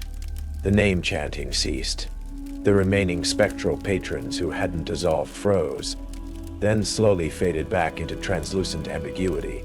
Flying objects clattered to the floor. The exploded lights hissed and died, plunging the diner into near darkness, lit only by the flickering neon sign outside and the faint, steady hum from Abernathy's silver and wood artifact. Silence descended, heavy and ringing. Abernathy straightened up slowly, looking weary beyond measure. He deactivated the artifact, tucking it away. He surveyed the damage, the overturned tables, shattered crockery, the scorch mark on the floor where Liam had stood. Then his dark eyes settled on me, still trembling, the damp cloth clutched in my hand. There was no anger in his expression, perhaps a sliver of surprise, but mostly just assessment. "You learn quickly, Eleanor Vance," he stated, his voice quiet but resonant in the sudden stillness, "though your methods are unorthodox." "Liam," I started, my voice hoarse. "Was he?" "Bound," Abernathy confirmed, nodding slowly. "Killed in the cellar 70 years ago, trying to steal something he shouldn't have. The minister marked him. He's been trying to find a replacement ever since. The key you threw was part of the original binding lock downstairs. By forcing contact through you, his intended replacement, while the minister's attention was focused, you overloaded his anchor." He paused. "Whether that freed him or merely obliterated him, I cannot say. It makes little difference to the balance. The balance. Always the balance. And the shrouded thing. The minister," Abernathy sighed, a sound like dust settling in an empty tomb. "The minister is contained. For now, it resides below, an ancient hunger bound to this place, drawn by Salem's unique resonance. It feeds on echoes, strong emotions, life force carelessly offered. The patrons are drawn here by its presence, and by the echoes of others. The rules," he gestured to the room, "are not arbitrary. They prevent connections. They limit feeding. They stop it from gaining a true foothold in the world above its prison." He looked at me again. Liam grew desperate. "Samine amplified everything. You acted decisively. You maintained a barrier, albeit forcefully." He walked over to the counter, picking up a shard of broken plate. "This diner is a way station, child. A crossroads, and it requires a keeper." He didn't elaborate further, leaving the implication hanging heavily in the dusty, charged air. He began methodically righting tables, sweeping up glass, restoring a semblance of mundane order over the supernatural wreckage, leaving me alone to process the horrifying truth of the midnight plate, the tragic desperation of Liam, and the chilling desperation of Liam, and the chilling purpose of the man I worked for. Amidst the debris near the counter, I noticed the small wooden box used for the old coins had fallen, spilling its contents. The pre-1900 coins lay scattered, inert now, their dangerous energy seemingly spent in the night's chaos. Months passed. Autumn's chill deepened into the stark New England winter, then slowly gave way to the tentative green of spring. Salem emerged from its tourist-fueled Halloween frenzy and settled back into its historic rhythm. But inside the midnight plate, time seemed irrelevant. I stayed. Leaving felt impossible, unthinkable, partly because the diner held a morbid fascination, partly because Abernathy had offered me a significant raise along with a single, knowing look that suggested refusal wasn't really an option. But mostly, I stayed because I understood now. I understood the whispers in the dark corners, the chill that lingered too long, the patrons who paid with sighs instead of dollars. I understood the rules, not just as instructions, but as vital incantations, necessary wards against the ancient hunger, sleeping fitfully beneath the floorboards. My relationship with Abernathy shifted. He remained enigmatic, reserved, but there was a new layer of communication. Shared glances, curt nods, sometimes brief explanations of specific patron histories, or warnings about fluctuations in the diner's energy. I was no longer just the waitress. I was becoming an apprentice, learning the grim intricacies of being a keeper of this haunted crossroads. I learned how to properly cleanse the space after a particularly active night, the specific blend of herbs Abernathy burned that smelled like rosemary and something much older, the way to reinforce the symbols on the windows. Constance returned, her appearances less frequent but calmer. Sometimes she'd simply sit in her corner booth, watching me work, a silent acknowledgement passing between us. I never found the answers I originally sought about my ancestor, Eleanor Vance. The town archives yielded nothing more. But working at the diner, I felt a strange kinship with her. Perhaps the witchcraft she was accused of wasn't so different from the careful management of unseen forces Abernathy practiced. The navigating of dangerous energies that defined my own nightly existence now. Maybe she too had stood at a crossroads, forced to deal with powers beyond human understanding. Liam's absence was a palpable void, a constant reminder of the diner's harsh justice and the price of desperation. Sometimes, when the diner was empty in the pre-dawn hours, I thought I could almost feel his lingering regret.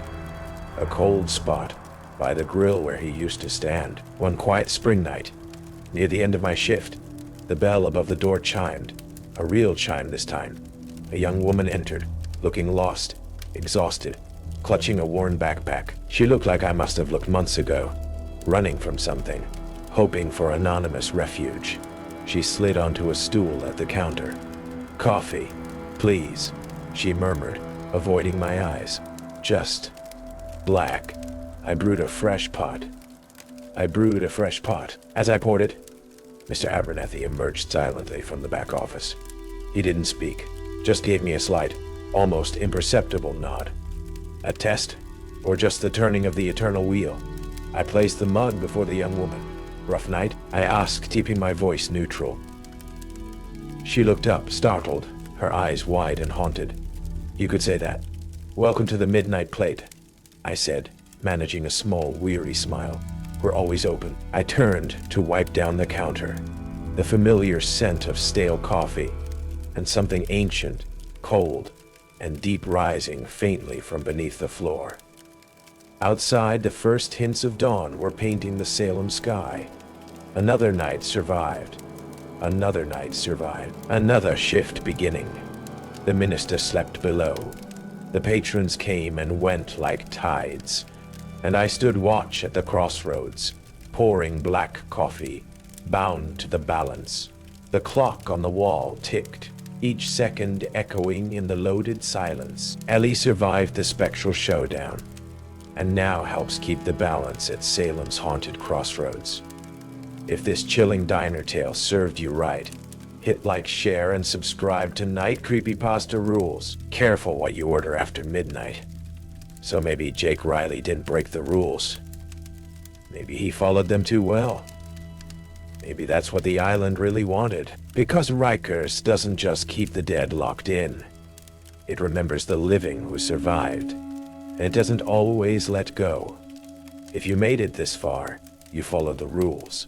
Now drop a comment. Which one would you have broken first? Or maybe you already did. Subscribe for more stories where the night doesn't end with dawn, and the echoes keep watching. We'll see you on the next shift. There's something about small towns. The kind of places where secrets rot slowly behind shutters that haven't been open in decades. Cypress Creek, Florida. Heavy air, heavier silences. The kind of place where everyone knows the rules, and no one talks about them. Because here, survival depends on obedience. Rule 1. If a car circles your block 3 times with no headlights, lock every door. Rule 2. If the gas station is open after midnight, never go inside. Rule 3. If someone says, "It's your turn now," don't ask what they mean. Just run. This isn't just another creepy story. This one sticks to your skin. Watch it to the end. Because the twist waiting in the dark, it changes everything. And while you're here, tell me in the comments, which of the rules would you break first? Subscribe to Night Creepypasta Rules for stories that don't just haunt you. They warn you. The humidity in Cypress Creek doesn't just stick to your skin. It crawls inside your lungs, heavy with the scent of swamp rot and secrets you can almost taste on the back of your tongue. Driving back into town after everything fell apart up north, felt less like a homecoming and more like sinking into warm, stagnant water. The welcome sign, half swallowed by creeping vines and rust, listed a population number that felt optimistic, maybe even deliberately misleading. Houses sagged under the weight of the wet air and decades of quiet neglect, paint peeling like sunburned skin.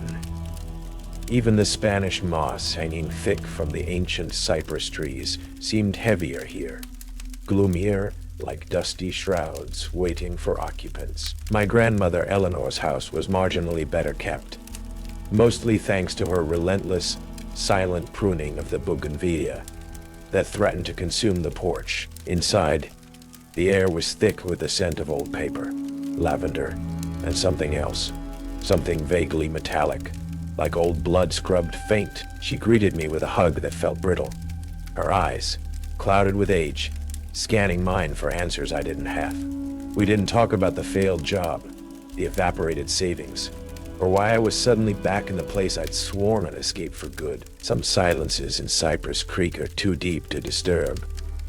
That first evening, settling into the too small guest room that still smelled faintly of my childhood self, Eleanor paused at the door. Her hand rested on the frame, fingers thin and knotted. "Best lock up tight after dark, Sarah dear," she said, her voice soft, almost a whisper. "Doors, windows, all of them. It's just how things are done here. Always have." She didn't meet my eyes when she said it. There was no specific threat named, no reason given beyond habit, but a cold knot formed in my stomach, a feeling distinctly out of place in the oppressive heat. The next day, seeking a slice of the normalcy I remembered, I walked down to the diner. The bell above the door gave a tired jingle. Inside, the air conditioning hummed loudly, fighting a losing battle. Flies buzzed against the greasy windows overlooking Main Street's cracked pavement. Mateo was behind the counter, wiping it down with a slow, practiced motion. He broke into a wide grin when he saw me, a flash of the easygoing kid I grew up with. "Sarah Jenkins? Back in town? Didn't think we'd see you again." We talked while I picked at a plate of lukewarm fries. He caught me up on local gossip, who got married, who moved away, fewer than you'd think.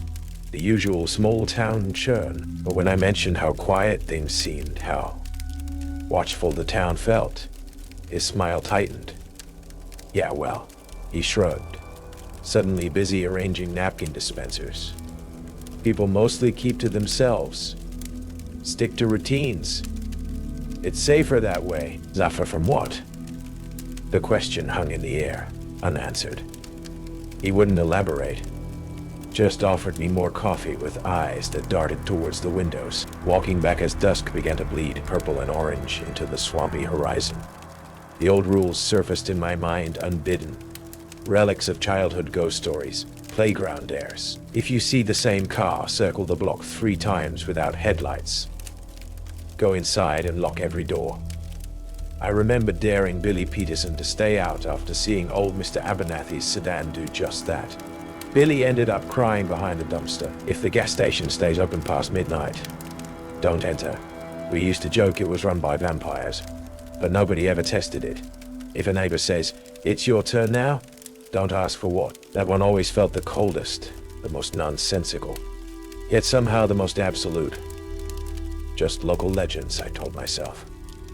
Quirks of a town too close to the swamp, too far from everywhere else. Folklore meant to spook kids. That night, the heat refused to break. I stood by the guest room window, looking out at the overgrown yard, the dense wall of trees marking the swamp's edge just beyond. The cicadas buzzed, a deafening, electric thrum that seemed to vibrate in my teeth. Underneath it, the croak of frogs, a low, wet chorus. Then, another sound, or rather, the lack of one. The lack of one. An old, dark-colored sedan rolled slowly past the end of the driveway, its engine unnervingly quiet, almost silent. No headlights cut through the gathering dark. Odd, I thought. Maybe someone conserving battery. I watched it turn the corner at the end of the block. Minutes passed. The cicada's drone seemed to dip, falter for a second. My gaze drifted back to the street, And there it was again, the same car, moving at the same funereal pace. No lights. It reached the corner, turned, and disappeared again. My breath hitched. It was probably nothing. A coincidence. Someone lost. But standing there, bathed in the weak moonlight filtering through the Spanish moss, a primal chill traced its way down my spine, cold and sharp, despite the suffocating Florida heat. Folklore didn't feel so harmless anymore. That single sharp tap from inside the wall echoed in my thoughts long after Miller led us away. Evans kept glancing nervously at the concrete as we walked, but Miller acted as if nothing had happened, his face an impassive mask. Just pipe settling, I told myself. Old building, but the synchronized silence that preceded it felt deliberate, orchestrated, and the tap itself had felt personal. Days bled into the first week. H-Block operated on a rhythm of controlled tension. The sudden eruption of shouts quickly muffled, the heavy metallic report of cell doors slamming shut, the scrape and slide of food trays under bars, all underscored by the constant low hum electricity and surveillance. I learned the faces, the names, the monstrous legends attached to them. Thorne remained a silent statue in his cell. Miller remained a granite presence, observing, correcting, his expectations absolute. Evans tried to maintain a professional brightness, asking questions I'd already learned not to voice. Questions Miller usually answered with a grunt or a cold stare. Then came the drawing. Routine check, third tier. I was keying open a cell door for inspection, Evans standing back observing procedure, when my gaze snagged on the opposite wall inside. My breath hitched. Sketched crudely in what looked like charcoal, rough but unmistakable, was a face. My face, distorted. Eyes too wide, mouth stretched in a silent, leering grin. The inmate, a gaunt man named Peters, convicted of dissecting his victims, sat on his bunk, watching me with unnerving, placid intensity. Ruler 1 slammed into my head with visceral force. Face on the wall, paint over it immediately. A cold wave washed over me, prickling my skin. Violation. It felt like a physical touch, a claim. Officer Evans, I heard my voice say. Tight but level. Stay outside the cell. I stepped inside, eyes locked on the drawing, avoiding Peter's vacant stare. My hands felt clumsy, unlocking the supply closet down the tier, grabbing the small can of gray primer and a roller. What is it, Alan? Evans whispered as I returned, her voice hushed with naive curiosity. Ruler 1, I muttered, forcing myself back into the cell. The air inside felt colder, thicker. Peters hadn't moved, just watched, that faint, unsettling smile playing on his lips. My heart hammered against my ribs as I dipped the roller, the wet rasp of it against the paint tray sounding unnaturally loud. I started painting over the charcoal face, the gray paint swallowing the leering grin, the wide eyes erasing it. Fast, trying not to look at Peters, trying not to think about why.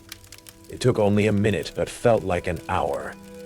When the gray rectangle was complete, hiding the grotesque caricature, I backed out, securing the cell door with shaking hands. The heavy locking sound echoed down the tier. Later that shift, Miller appeared beside me during rounds, seemingly out of nowhere.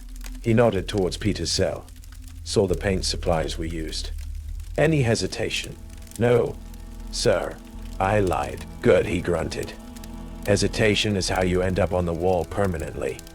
He walked on, leaving me with a fresh chill despite the block's stuffy air. Passing Peter's cell again near the end of shift, I couldn't help but look. The gray paint was drying. Flat and institutional, but under the harsh fluorescent light, a faint darkening remained where the charcoal had been thickest. A ghostly residue that seemed, if I stared too long, to still hold the barest outline of that horrifying, smiling face. A few uneasy days passed. I tried to establish a routine, helping Eleanor in the garden, taking walks, though never near the swamp edge and never after dusk. But the fear lingered, a constant low hum beneath the surface of things. Sleep was shallow, punctuated by dreams of dark water and grasping roots, faces just beneath the murky surface. Sometimes, just as I was drifting off, or even during the quiet moments of the day, I'd hear it, a faint whisper, like dry leaves skittering on pavement, seeming to shape my name. Sarah. I'd whip my head around, heart pounding. Nothing, just the wind, or the house settling. Eleanor seemed more withdrawn than ever, spending hours staring out the window, her lips moving silently. One evening, Eleanor developed a harsh cough. Her breathing sounded ragged. The nearest pharmacy that might have the stronger cough syrup she needed was 20 miles away, but the little gas station Minimart at the edge of town sometimes carried it. It was well after 11 when I realized we were out. "I'll run down there," I told her, ignoring the flicker of fear. It shouldn't take long. The drive felt longer than it should have. As I approached the edge of town, my stomach tightened. The gas station should have been dark, closed up tight hours ago. Instead, its fluorescent lights blazed with a harsh, flickering intensity, casting distorted shadows across the empty highway. The sign buzzed loudly, erratically. A lone figure stood silhouetted inside, unnaturally still, facing away from the window. Rule 2. The words screamed in my head. If the gas station stays open past midnight, don't enter. Don't enter! But there was a strange pull, a morbid curiosity mixed with a genuine need for the medicine. My foot eased off the accelerator. The air drifting through the open car window carried the usual smell of gasoline and hot asphalt. But underneath it, something else, cloyingly sweet, like overripe fruit left to rot in the sun, mixed with a faint, coppery tang. I could almost feel the buzzing lights on my skin. Just run in, grab the syrup, run out, I thought, my hand hovering over the door handle. Then the figure inside shifted slightly, a jerky, unnatural movement. That broke the spell. I slammed my foot back on the accelerator, tires squealing faintly on the hot pavement as I sped past. In the rearview mirror, just for a fraction of a second before the station disappeared around a bend, I thought I saw the figure turn towards the window, its face obscured by shadow, but the shape of it, wrong, elongated. I drove home empty-handed. The image burned into my mind. The whispers seemed louder that night. The next day, I cornered Mateo again at the diner. "The gas station," I said, my voice trembling slightly. "It was open last night." He went pale, slopping coffee as he refilled a mug. "You didn't go in, did you?" he asked, his voice urgent. "No," I assured him. He visibly relaxed, wiping his brow. "Good. God, Sarah, good. They say that place sits over an old sinkhole. Before the town, even. A bad place. Things come up sometimes." He lowered his voice. "If you want real answers about this town, maybe check the old town hall records. Annex building, back room. But be careful. Brody doesn't like people digging." Later that evening, driving past the town hall, intending to scope it out, I saw Brody's cruiser parked nearby. He was inside his car, talking on his phone, window down. As I passed slowly, I caught a few words carried on the humid air. "Keep to the schedule. Henderson is confirmed for this month's turn." My blood turned to ice. Turn. The world tilted. Henderson. Old Mr. Henderson, who lived 3 houses down, who always waved when he collected his mail. This month's turn.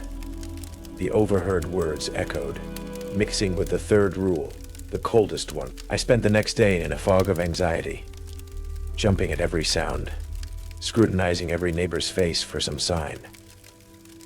The humidity felt thicker, more suffocating than ever, pressing down like a physical weight. I was pulling weeds in Eleanor's front garden, the sun beating down relentlessly, sweat dripping into my eyes when I saw him.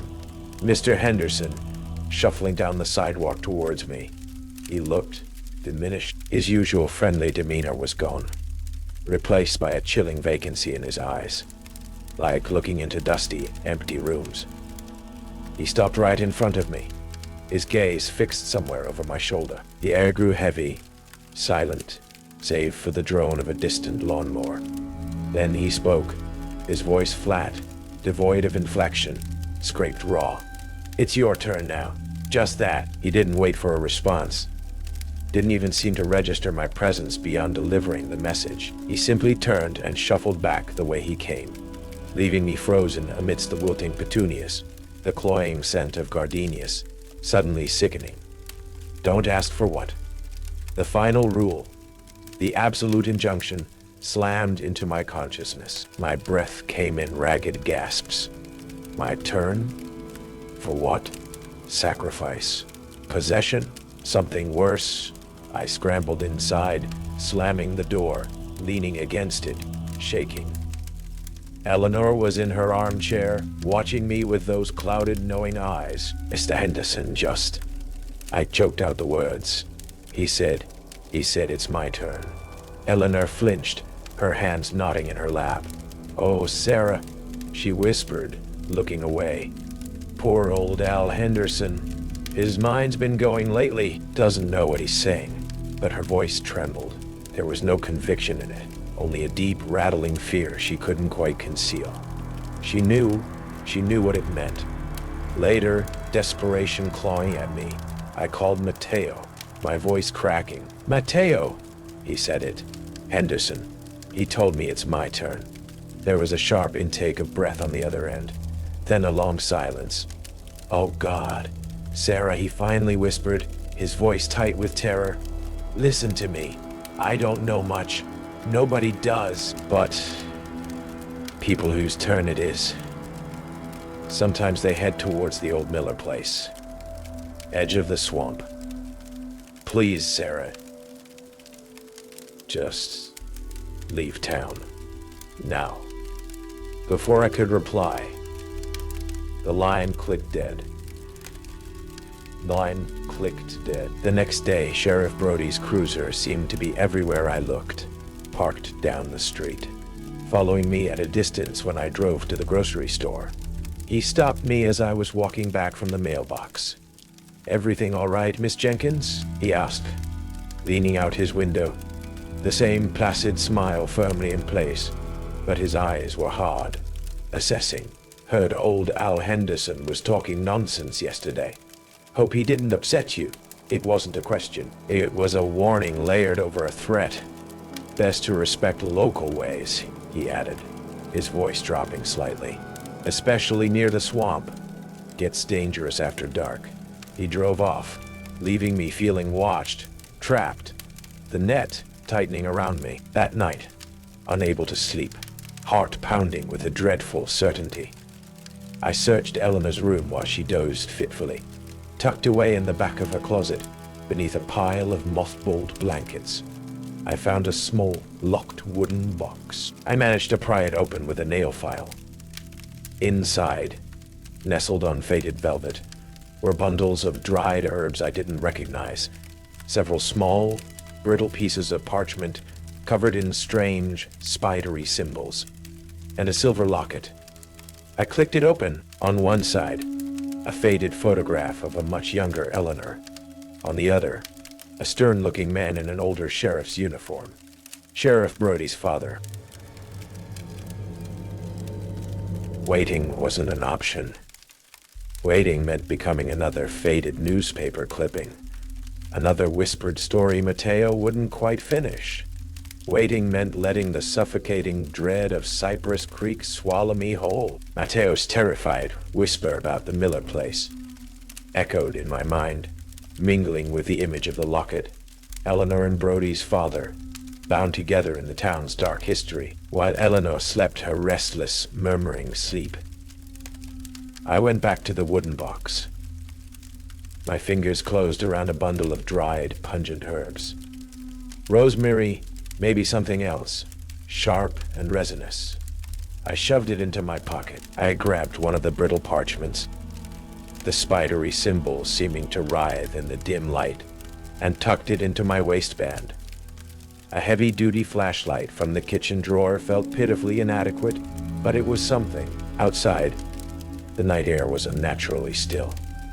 The usual chorus of frogs and insects muted, replaced by a low expectant hum that seemed to vibrate up through the soles of my sneakers. Stars were swallowed by a gathering haze that wasn't quite fog, wasn't quite cloud.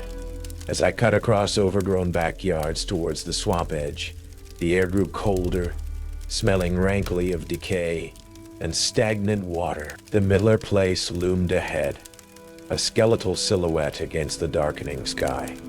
Windows like vacant eyes, porch sagging like a broken jaw. The path leading up to it was barely visible, choked with weeds and grasping vines. I'd just reached the crumbling property line marked by a listing fence post when a figure stepped out from the deep shadow beneath a massive cypress tree. My heart leaped into my throat. Sheriff Brody. Sheriff Brody. The friendly mask was gone entirely now, leaving his face hard, impassive stone in the gloom. Going somewhere, Miss Jenkins.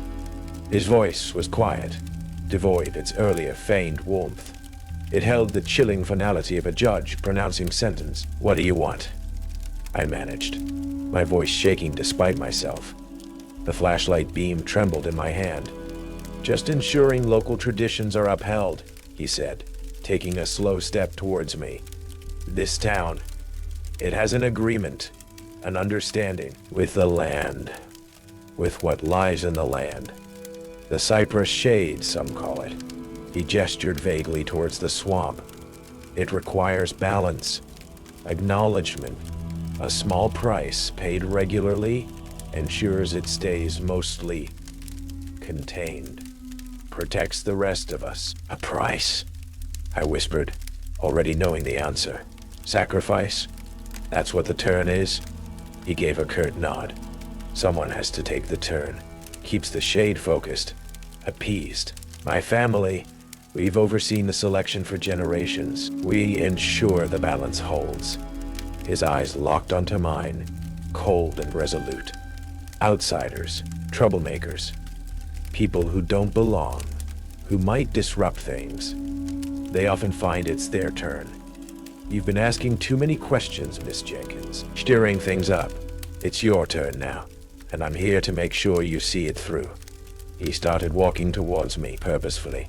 Panic exploded within me. A dense, chilling fog, smelling of mud and something else, something metallic and foul, rolled in from the swamp with unnatural speed, swallowing the landscape, swallowing the path back. Whispers erupted all around me, no longer faint, but a sibilant chorus, slithering through the fog, clawing at my sanity. "Stay! Join us! It's time." The ground beneath my feet felt suddenly soft, yielding, trying to suck me down. Brody lunged, grabbing my arm. His grip was like iron. "Don't fight it. It's easier if you don't fight." I screamed, wrenching free, adrenaline surging. I scrambled towards the dark bulk of the Miller house, hoping for shelter, any kind of barrier. The fog swirled, disorienting me. Shapes moved in the periphery, tall, thin, bending like reeds in a wind that didn't exist. Brody was right behind me, his footsteps heavy, relentless. I half fell through the rotting porch steps, catching myself on the doorframe, splintered wood digging into my palm. Inside, the air was stagnant, thick with dust and the smell of mildew and rats. Moonlight filtered weakly through grimy windows, illuminating decaying furniture draped in cobwebs like burial shrouds. The whispers followed me inside, echoing in the cavernous rooms. "Give her to us. Sheriff." "Time." Brody entered, silhouetted against the swirling fog outside. "Nowhere to run, girl." I backed away, deeper into the house, flashlight beam dancing frantically. A floorboard groaned under my foot. I remembered the herbs in my pocket. Pulling them out, the sharp, resinous scent filled the air. I crushed them in my fist, thrusting them towards Brody and the oppressive presence I felt gathering behind him. For a moment, the whispers seemed to falter, recoil. The fog swirled violently, thinning slightly around me. Brody grunted, shielding his eyes as if from a bright light. I used the momentary distraction, ducking into what might have been a dining room. A large, overturned table offered cover. I crouched behind it, heart pounding, listening. Brody's heavy footsteps approached, slower now, cautious. Outside, a low, guttural moan rose from the swamp, vibrating through the decaying wood of the house. Then, from somewhere outside, back towards the town, a shout. "Sheriff! Brody! What the hell is going on?" Mateo's voice, thin with terror but clear. Brody cursed under his breath. "Damn kid." He hesitated, momentarily distracted, seizing the chance. I pulled out the parchment, the strange symbols seeming to pulse faintly in the dim light. Holding it up like a shield, I scrambled out from behind the table and sprinted towards the back of the house, towards where I hoped there was another exit. Brody turned back, spotting me, his face contorted in rage. "You won't escape." I burst through a rotting back door, stumbling out into what was once a garden, now a tangle of weeds and encroaching swamp. The fog was thicker here, the whispers more insistent. Roots snaked across the ground like petrified tentacles. I could hear Brody crashing through the undergrowth behind me. I risked a glance back. He was closer, his face grim. But behind him, the fog swirled into something denser, taller. A vaguely humanoid shape composed of shadow and swirling mist, indistinct yet undeniably present. The cypress shade itself, drawn by the conflict, by the broken pact, it seemed to be watching, waiting, or perhaps judging. I pushed myself harder, plunging deeper into the swampy edge of the property, the soggy ground sucking at my shoes, praying the entity was focused on Brody, the failed keeper of its bargain. I don't know how long I ran, fueled by pure terror, crashing through grasping branches and sucking mud. Behind me, back in the swirling fog near the Miller house, I thought I heard a strangled scream, abruptly cut off, followed by a deep, resonant sigh that seemed to ripple through the very air. I didn't look back. I couldn't. I just kept pushing forward, following the faintest lightning in the sky to the east, until suddenly, I stumbled out of the tree line onto the dew-soaked grass of someone's backyard, gasping for breath, shaking uncontrollably. The first rays of dawn were painting the sky in bruised shades of pink and gray. The thick fog was receding, thinning into harmless morning mist. The oppressive weight in the air had lessened. The chorus of whispers faded back into the rustling leaves and the chirping of early birds. It was as if the night's horrors had simply evaporated with the daylight, but they hadn't. They were etched onto my skin in the form of scratches and bruises, caked onto my clothes as mud and swamp grime, and seared into my mind with terrifying clarity. Brody's face, stripped of its mask. The shape in the fog, Henderson's empty eyes. The rules. My legs felt like lead as I stumbled through the quiet streets back towards Eleanor's house. Windows remained dark, curtains drawn tight. No one was out. It felt less like a sleeping town and more like a town holding its breath, waiting. Did they know? Did they hear the scream? Or was it just another disturbance swallowed by the swamp? Another turn completed, another price paid. My key scraped in the lock. Inside, the house was unnaturally quiet. Eleanor sat in her armchair, exactly where I'd left her. A half-knitted shawl pooled in her lap. She looked up as I entered, her gaze sweeping over my disheveled state. There was no surprise in her eyes, no question, just a deep, weary sadness. And perhaps something that might have been relief. Relief I was back, or relief that Brody wasn't. I couldn't tell. She simply nodded slowly. You should get cleaned up, Sarah, she murmured, her voice thin as paper. The house, once a potential refuge, now felt like a beautifully maintained cage. Every shadow seemed too deep. Every creak of the floorboards sounded like a footstep. I kept thinking about Mateo. His terrified shout had bought me precious seconds. Where was he? Did Brody, or something else, find him? The uncertainty was a heavy stone in my gut. The silence from the rest of the town was deafening, thick with unspoken knowledge, shared complicity. The rules hadn't vanished with the dawn. They were woven into the very fabric of Cypress Creek, permanent and unyielding, waiting for the next cycle, the next turn.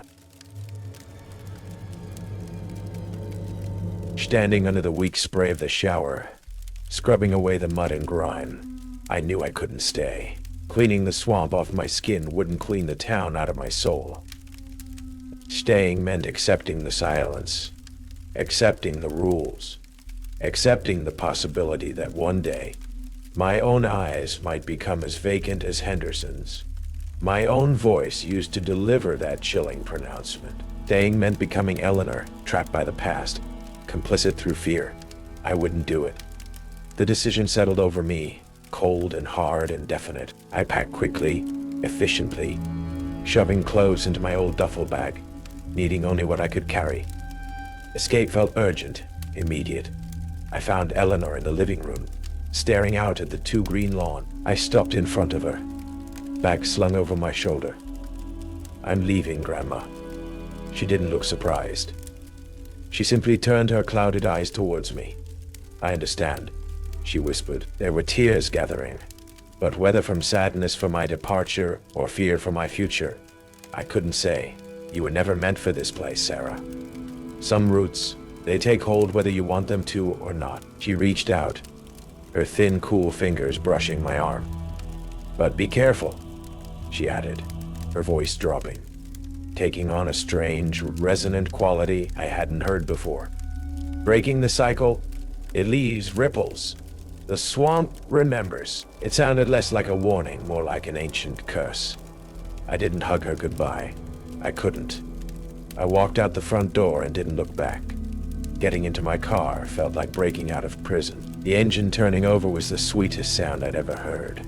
I drove slowly at first, expecting Brody's cruiser to appear at every intersection, expecting hands to reach out from the shadows between houses. Every familiar landmark seemed menacing now. The diner, the town hall, the turnoff towards the gas station. My knuckles were white on the steering wheel. The miles crawled by. Then I saw it. The sign, weather-beaten, vine-choked. You are now leaving Cypress Creek. Y'all come back now. I pressed down hard on the accelerator, the tires kicking up gravel as I sped past it, crossing the invisible line. A wave of relief so profound it was almost painful washed over me. Tears streamed down my face. Tears of fear, exhaustion, and the sheer giddy joy of escape. I drove for hours, not stopping until Cypress Creek was 100 miles behind me. Weeks later, I was in a different city, a different state. Anonymous streets, anonymous faces.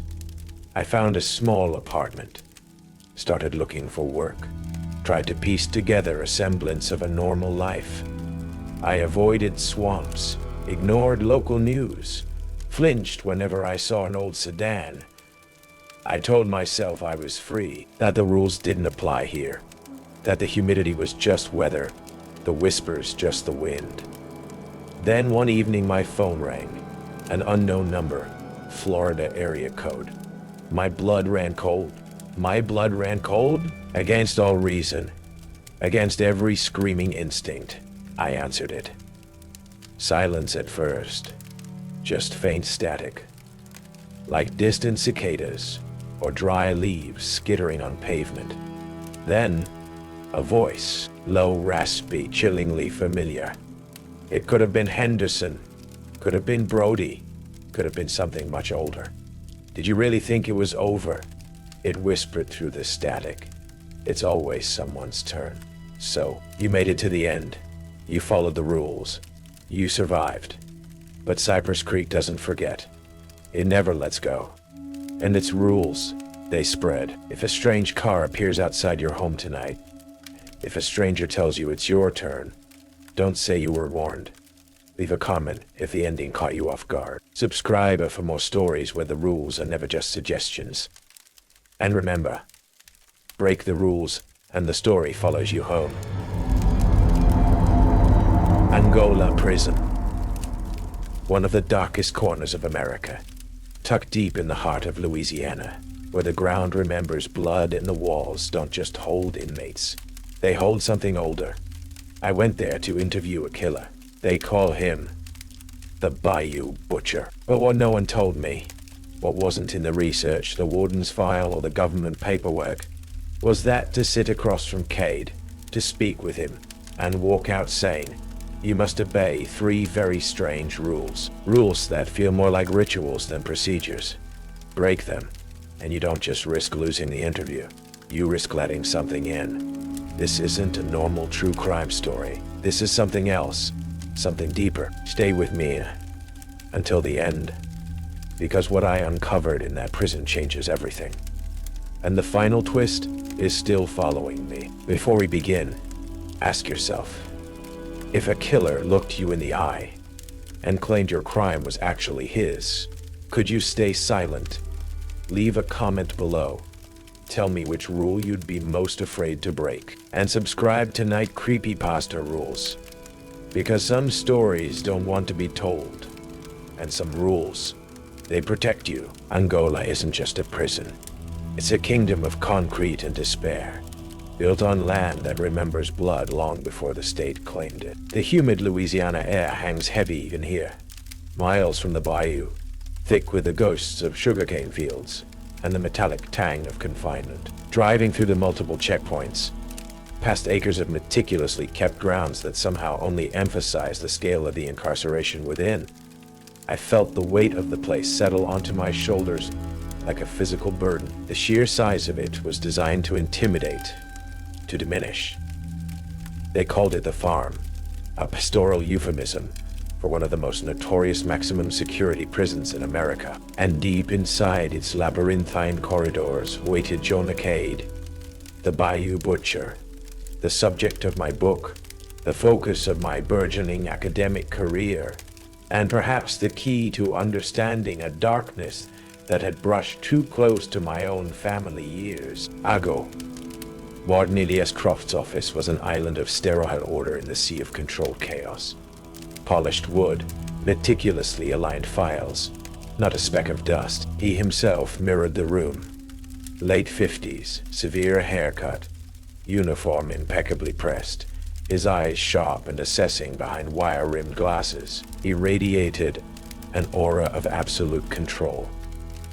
Yet there was a weariness etched around his eyes, the look of a man holding back a tide with sheer force of will. Dr. Petrova, he said, his voice dry, precise. Your credentials are exceptional. Exceptional. Access to Cade is unprecedented, as I'm sure you understand. It comes with conditions, non-negotiable. He slid a single sheet of paper across the polished desk, typed official letterhead. Angola has procedures for everything. For inmate Cade, these procedures are specific. I scanned the list, my academic skepticism warring with a sudden, inexplicable chill. 3 rules. Bizarre, almost ritualistic instructions phrased with bureaucratic detachment. If inmate Cade asks about personal relations, e.g., how is your sister, do not answer. If inmate Cade references previous interviewers, e.g., you are not the first, ask who was the last one, but make no attempt to comprehend or retain the answer provided. If inmate Cade attempts to transfer culpability for his documented crimes, e.g., that crime was yours, do not respond verbally. or non-verbally. I searched for a diplomatic word. Unorthodox warden. Cade is a master manipulator, Doctor, Prof stated flatly, his gaze unwavering. He preys on perceived weaknesses, uses personal information, creates psychological dissonance. These protocols are designed to neutralize those tactics, ensuring interviewer safety and procedural integrity. You're not the only one fascinated by him, you know. That reporter Vance has been practically camping outside my office for weeks. Access depends on your strict adherence. He tapped the paper. Officer Sharma will escort you and monitor all sessions. He is intimately familiar with Cade's particularities. Officer Kai Sharma was waiting outside Croft's office. He was younger than I expected, lean and watchful, his face impassive, but his eyes holding a startling depth, a flicker of something old and wary. He nodded curtly, his gaze sweeping over me, lingering perhaps a fraction too long on the file containing my research proposal. He didn't offer platitudes or small talk, just turned and began walking down the long, echoing corridor. The air grew heavier with each step, thick with the smell of industrial disinfectant, stale sweat, and an underlying faint, damp earthiness that shouldn't have been there. As we passed a junction where another barred hallway branched off into shadow, a sudden cold spot enveloped me, raising goosebumps despite the oppressive heat. For a fleeting moment, I heard it, or thought I heard it. A low, wet, clicking sound, like pebbles skittering deep within the concrete walls, accompanied by a whisper so faint it was almost subliminal. A sibilant breath, shaping syllables I couldn't decipher. I must have hesitated, because Sharma stopped, turning slightly. "Pipes," he said, his voice flat, offering the explanation before I could ask the question, but his eyes didn't quite meet mine, and the dismissal felt too quick, too practiced. He started walking again, leaving me to hurry after him, the unnatural chill clinging to my skin, the first tendrils of genuine, visceral fear tightening in my chest. The kingdom of despair had opened its gates, and I had willingly stepped inside. The interview room was colder than the hallway, the air unnaturally still and tasting faintly of bleach. Bare walls, a heavy metal table bolted to the floor, two chairs likewise secured. A one-way mirror dominated one wall, reflecting my own tense face back at me. Officer Sharma stood impassively just inside the heavy, windowless door. Then came the clank of chains, the shuffle of feet, and Jonah Cade was led in. He wasn't physically imposing. Older now, thinner than his infamous photos, his prison grays hanging loosely. But the moment his eyes met mine, an electric jolt went through me. They were pale, startlingly intelligent, and held an ancient, chilling amusement. There was a palpable wrongness radiating from him, a subtle distortion in the air around him. He sat opposite me, hands cuffed to a chain around his waist. Yet he moved with an unsettling grace. "Dr. Lena Petrova," he murmured, his voice surprisingly soft, cultured even. "Come all this way to study the monster in his cage. Tell me, what answers do you hope to find in the dark?" We began the interview cautiously, a verbal chess match. He was articulate, quoting philosophy, dissecting my methodology with unnerving accuracy. He parried my questions about his past, offering oblique metaphors instead of facts. Then, abruptly, his demeanor shifted. The faint smile vanished, his eyes fixed on mine with laser intensity. But enough academic posturing. "Tell me, Doctor, how's your little brother coping since the incident?" The air left my lungs. My brother, the unsolved attack years ago, the one that had shattered my family, the one that had secretly fueled my entire career path. How could he possibly know? The first rule screamed in my head, "Do not answer." My heart hammered against my ribs. I felt a cold, invasive tendril probe my mind, searching for a reaction. I forced my face into a neutral mask, gripped the edge of the table, and said nothing. The silence stretched, thick and suffocating. God had watched me, a flicker of something ancient and hungry in his gaze. Then he leaned back, the faint smile returning. "As you wish, Doctor." The temperature in the room seemed to drop several degrees. That evening, I drove out to the small, rundown settlement just outside Angola's vast perimeter. Following leads from old case files, I found the house of Antoine Dubois, the retired guard. He opened the door a crack, his eyes rheumy and suspicious, the smell of stale cigarette smoke clinging to him. When I mentioned Cade's name, he tried to slam the door, but I persisted. "Please, Mr. Dubois, anything you remember." He finally relented, letting me stand awkwardly in his cluttered living room. "Stay away from him," he rasped, his voice thick with old fear. "He ain't just a man. He listens. He takes things that ain't his." He wouldn't elaborate, just kept shaking his head, muttering about the symbols and bad ground. As I was leaving, a flashy rental car pulled up outside Dubois' house. Julian Vance got out, slick and overly confident, notebook already in hand. "Dr. Petrova, fancy meeting you here," he called out, a predatory glint in his eyes, trying to poach my sources. The pressure was mounting. Back in my motel room, the feeling of being watched was intense. On the floor, near the desk where I kept my locked research case, was a single distinct footprint made of dark, wet mud, the kind found deep in the bayou. The door had been double locked. The second interview started differently. Cade seemed almost serene. He spoke eloquently about the nature of memory, the subjectivity of truth. He was charming, disarming. I almost lowered my guard. Then he leaned forward, a conspiratorial glint in his eyes. "You know, Doctor," he said conversationally, "it's amusing, really.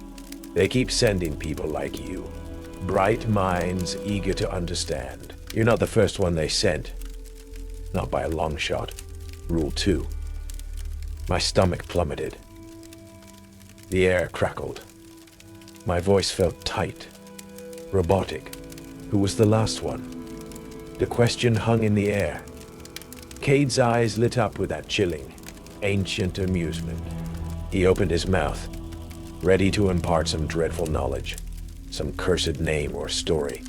Instantly, I slammed my hands over my ears, pressing hard enough to make my skull ache. I shut my eyes tight, humming a frantic, tuneless melody inside my head, focusing every ounce of my being on the repetitive rhythm, blocking out everything else. I felt, rather than saw, Cade's silent laughter. Felt Sharma stiffen by the door. When I finally dared to lower my hands, the silence in the room felt loud, charged, vibrating with unspoken horror. Cade simply regarded me, head tilted slightly. A commendable performance of selective ignorance, Doctor. The experience is intensified after that. Back in my room, the static hiss from my digital recorder would sometimes resolve into faint, overlapping whispers, pleading or cursing. Shadows in the corners of my eyes seemed to stretch and writhe. Once, the motel room lights flickered off and on rapidly for several seconds, plunging me into terrifying darkness before returning, leaving my heart pounding. I dove back into the redacted Angola files, cross-referencing names, dates. I found mentions of a Dr. Alistair Finch, a psychologist who had interviewed Cade extensively about 10 years ago, during Dubois' tenure. Finch's notes became increasingly erratic before ceasing abruptly.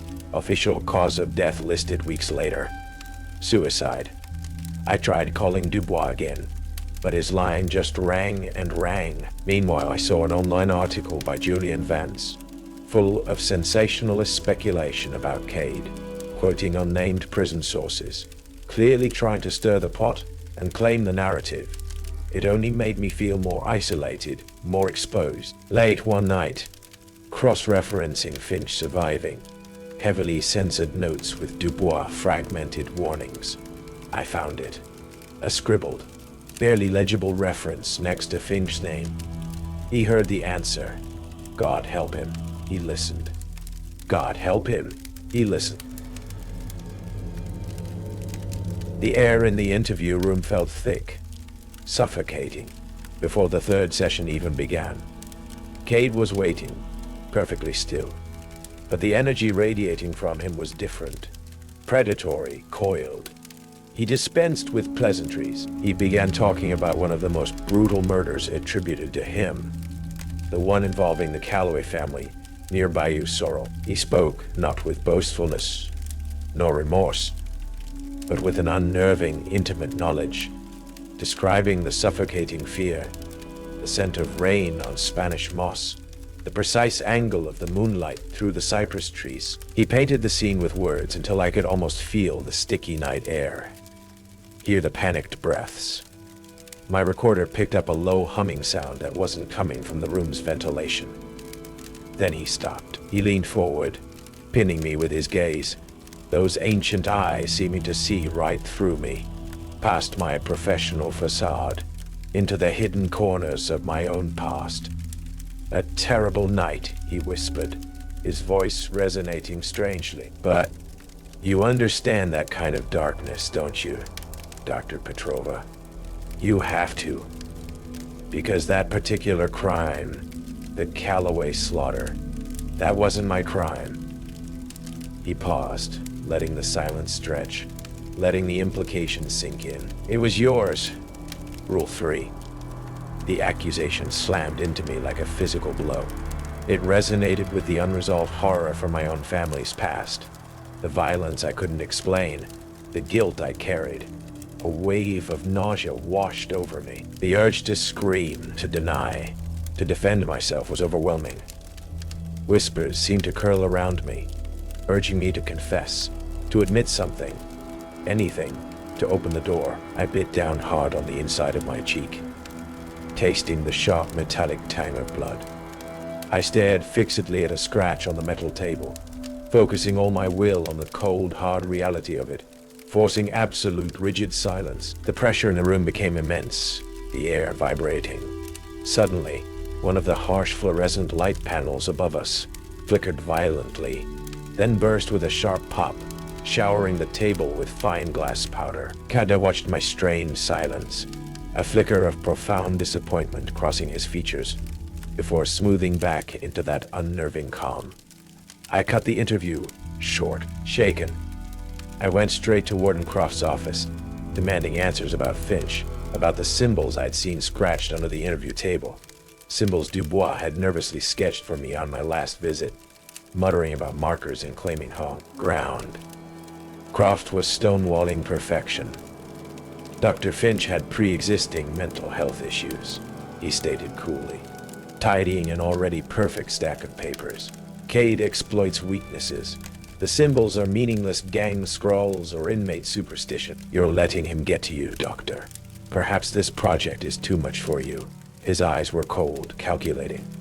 As I left his office, trembling with frustration and fear, Officer Sharma brushed past me in the corridor. "Don't trust everything the warden tells you," he muttered, so low I almost missed it, not breaking stride.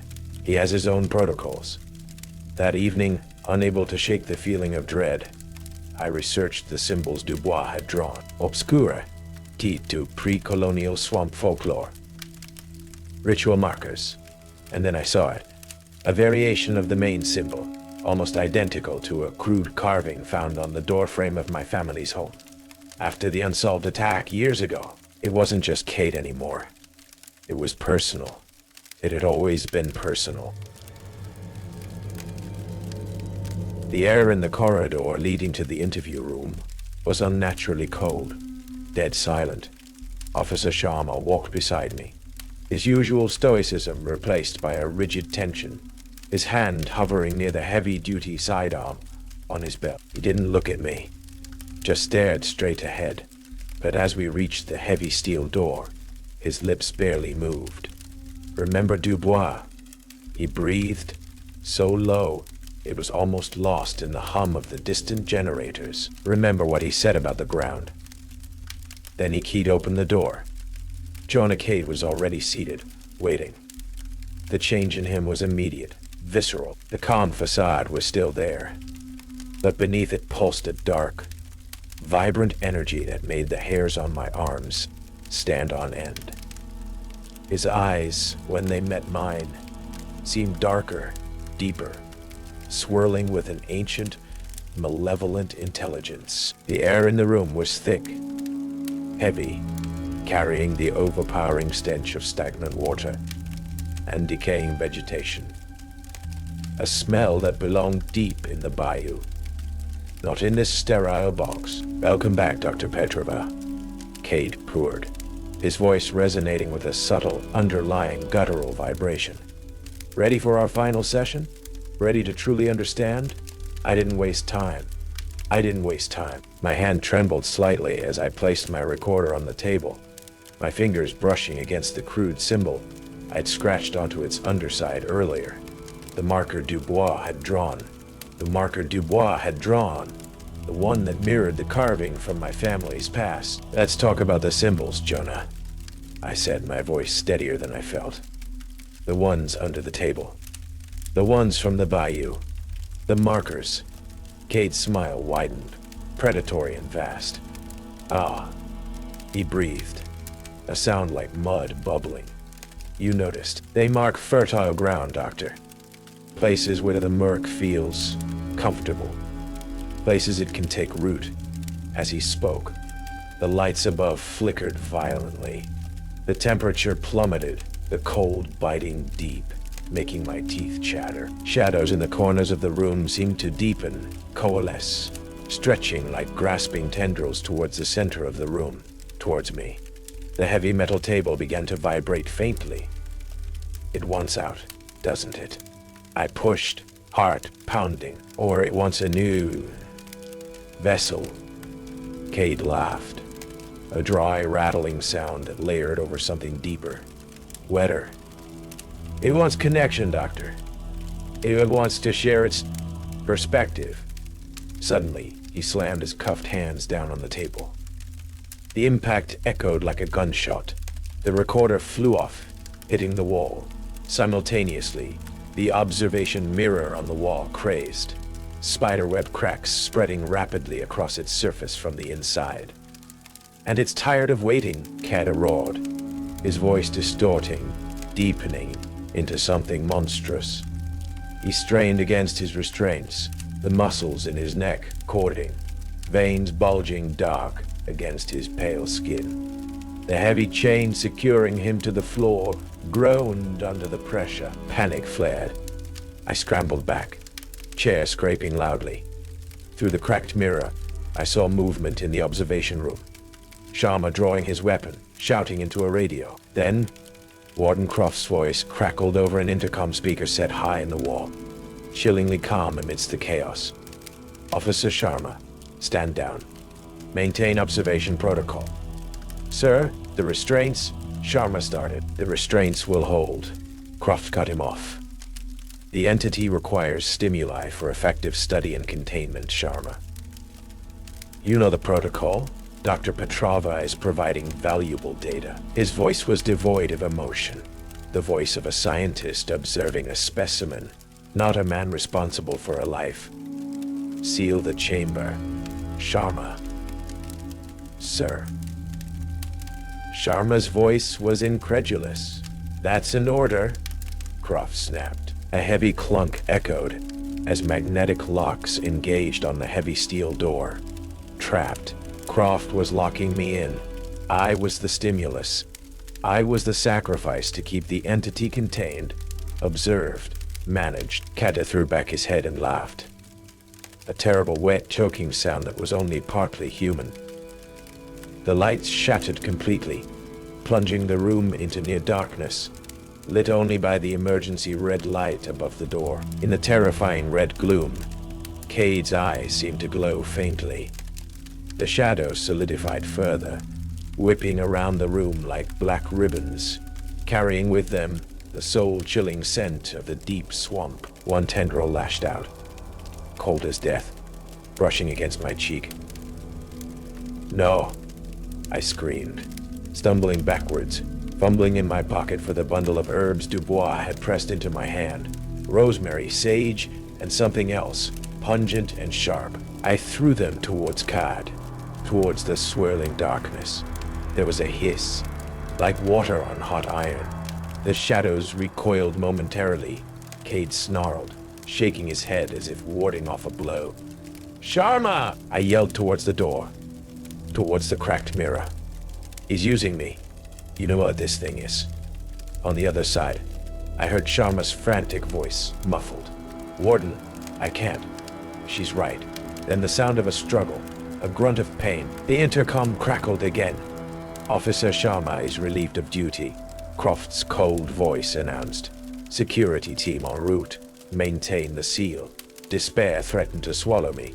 Cade was straining again, the chain groaning louder. The shadow surged back, emboldened. Then, I remembered the symbol, the marker, Dubois' words. It claims ground, but it respects its own mark. Sometimes. It was insane.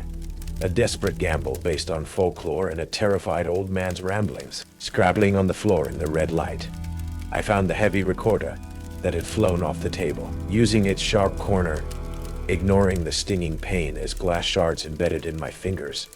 I frantically began scratching the complex, spidery symbol onto the cold concrete floor between me and Cade, pouring all my fear, all my focus into the act. Kadesh stopped straining, watching me with those glowing eyes, head cocked. The shadows hesitated at the edge of the crude, barely visible lines I was etching. A low growl rumbled in Cade's chest, resonating with the merc's displeasure. Just as I finished the last line, there was a loud bang and a shower of sparks from the door's locking mechanism. It slid open a few inches. Sharma stood there, face bruised, breathing heavily, weapon aimed not at Cade, but towards the ceiling. "Go!" he yelled, his voice hoarse. "Go now!" Before another heavy clunk sounded further down the corridor. Containment doors. He shoved me hard through the opening. "Run!" he shouted, turning back towards the chaos inside the interview room, raising his weapon as the shadows surged towards the opening. Towards him. I didn't look back. I ran, plunging into the dimly lit, echoing corridor, the sounds of inhuman rage and gunfire erupting behind me. I ran, down sterile corridors that seemed to stretch infinitely, guided only by the harsh glare of emergency lighting and the frantic pounding of my own heart. Behind me, the sounds of chaos faded, replaced by the chilling finality of heavy containment doors, slamming shut, echoing through the concrete bowels of Angola. Gunshots, inhuman roars, Sharma's defiant yell. It was a confused jumble swallowed by distance and adrenaline.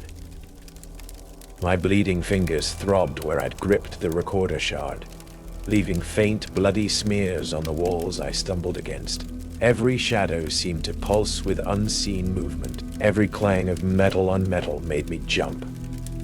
Guards jogged past me, heading towards the disturbance, their faces grim, oblivious to the true nature of the horror unfolding in the maximum security wing. They saw only a civilian doctor in distress, not someone who had just stared into the abyss and found it staring back with Jonah Cade's eyes. I didn't know what happened to Sharma. Did he survive? Was he subdued, punished for his insubordination? Or did the shadows claim him? And Croft, was his cold, obsessive control finally broken, or merely transferred to a higher, equally oblivious authority? I didn't know. The not knowing was a separate kind of terror. The walk from the inner blocks to the administration building, a journey that had felt merely long and oppressive on arrival, now felt like traversing enemy territory after a battle. The air still stank of disinfectant, but now mingled with the phantom scent of swamp mud and decay that clung to my clothes, my hair, my memory. My professional detachment was shattered, replaced by raw animal fear. The carefully constructed walls of my academic understanding had crumbled, leaving me exposed, vulnerable. The symbol I had scratched onto the floor, was it Dubois' folk magic? A genuine ward? Or just a desperate act that bought Sharma the seconds he needed? Another unanswerable question. Reaching the main administration building felt like surfacing after nearly drowning. Officials, stony-faced and tight-lipped, met me. There were forms to sign. A cursory debriefing where my fragmented, terrified explanations were met with polite skepticism and veiled implications of psychological distress. No mention was made of Croft's orders, of Sharma's actions, of the impossible things I'd witnessed. It was clear the official narrative was already being written, one that would omit the impossible, erase the inconvenient. They were eager for me to leave, and God, I was desperate to comply. The final walk out through the gates that had seemed merely imposing hours earlier felt like escaping the gravitational pull of a dying star. But I knew, deep in my bones, that some part of that darkness, some infinitesimal spore of the murk, had hitched a ride. Louisiana faded in my rearview mirror, but the feeling of being watched never left. Back in the sterile anonymity of a hotel room hundreds of miles away, the first thing I did was destroy the research. The digital recorder, potentially holding Cade's voice layered with something else. I smashed against the bathroom tiles until it was unrecognizable plastic shards. My notes filled with theories that now seemed laughably naive. I burned page by page in the metal wastebasket, watching the flames consume the symbols, the names, the descent into madness. Both Cade's and my own. The book, the documentary, the career-defining project, all reduced to ash and smoke. It wasn't a choice driven by ethics or academic integrity. It was pure self-preservation. Reporting Croft seemed futile, dangerous even. Who would believe me? And what might acknowledging the truth attract? Silence felt like the only shield I had left. Months passed. I moved again, further north this time, to a city where the air was crisp and clean, where swamps were just pictures in books. I found a quiet apartment, tried to lose myself in routine, in the mundane. I avoided true crime podcasts, locked away my remaining academic texts on abnormal psychology, but sleep offered little respite. Dreams were filled with swirling fog, grasping shadows, and Cade's ancient, knowing eyes. Sometimes I'd wake up with my heart pounding, convinced I could smell stagnant water in my clean, dry apartment. I jumped at unfamiliar phone numbers, scrutinized shadows, felt a prickle of unease whenever the lights flickered. The trauma was a phantom limb, aching with memory. Then, one rainy Tuesday afternoon, it arrived. A small, plain cardboard box left outside my apartment door. No return address. My name and new address were printed neatly on the label. My blood ran cold. Hesitantly, I brought it inside, placing it on the kitchen table like an unexploded bomb. Inside, nestled in tissue paper, was a single, old-fashioned audio cassette tape, blank label. My hands shook as I dug out an old portable cassette player I hadn't used in years. With trembling fingers, I inserted the tape and pressed play. At first, only static. A thick white noise hiss that reminded me instantly of the faint sounds on my recorder in Angola. I strained to hear anything else, my breath held tight. Then, cutting through the static, low and intimate, as if whispered directly into my ear, came the voice. Jonah Cade's voice. Soft, resonant, chillingly calm. "Did you really think?" the voice rasped, layered with that faint, wet, guttural undertone. I remembered with sickening clarity. Distance mattered. There was a pause, filled only by the sound of the static, like something breathing raggedly. "I still see you, Lena. I see everything." Click. The tape ended. Silence. But the room wasn't silent anymore. The static lingered in my ears, in the air, filled with the echo of his voice, the phantom touch of the bayou's cold grasp. Angola hadn't contained him. It hadn't contained it. The murk remembered, and it knew exactly where I was. I followed the rules. I never answered his questions. I never listened when I shouldn't, and I said nothing when he tried to name my own nightmare. But I still brought something back. I can't prove it, not in any way the outside world would believe. But I hear it, in the static, in the silence between dreams. And I know he still sees me. So if you're watching this, if you've made it to the end, thank you. But be careful, because some voices don't fade, and some prisons have no walls at all. Leave a comment if you felt it too, and subscribe to Night Creepypasta Rules. We tell stories that were meant to be buried. Stories that know your name. Stories that remember.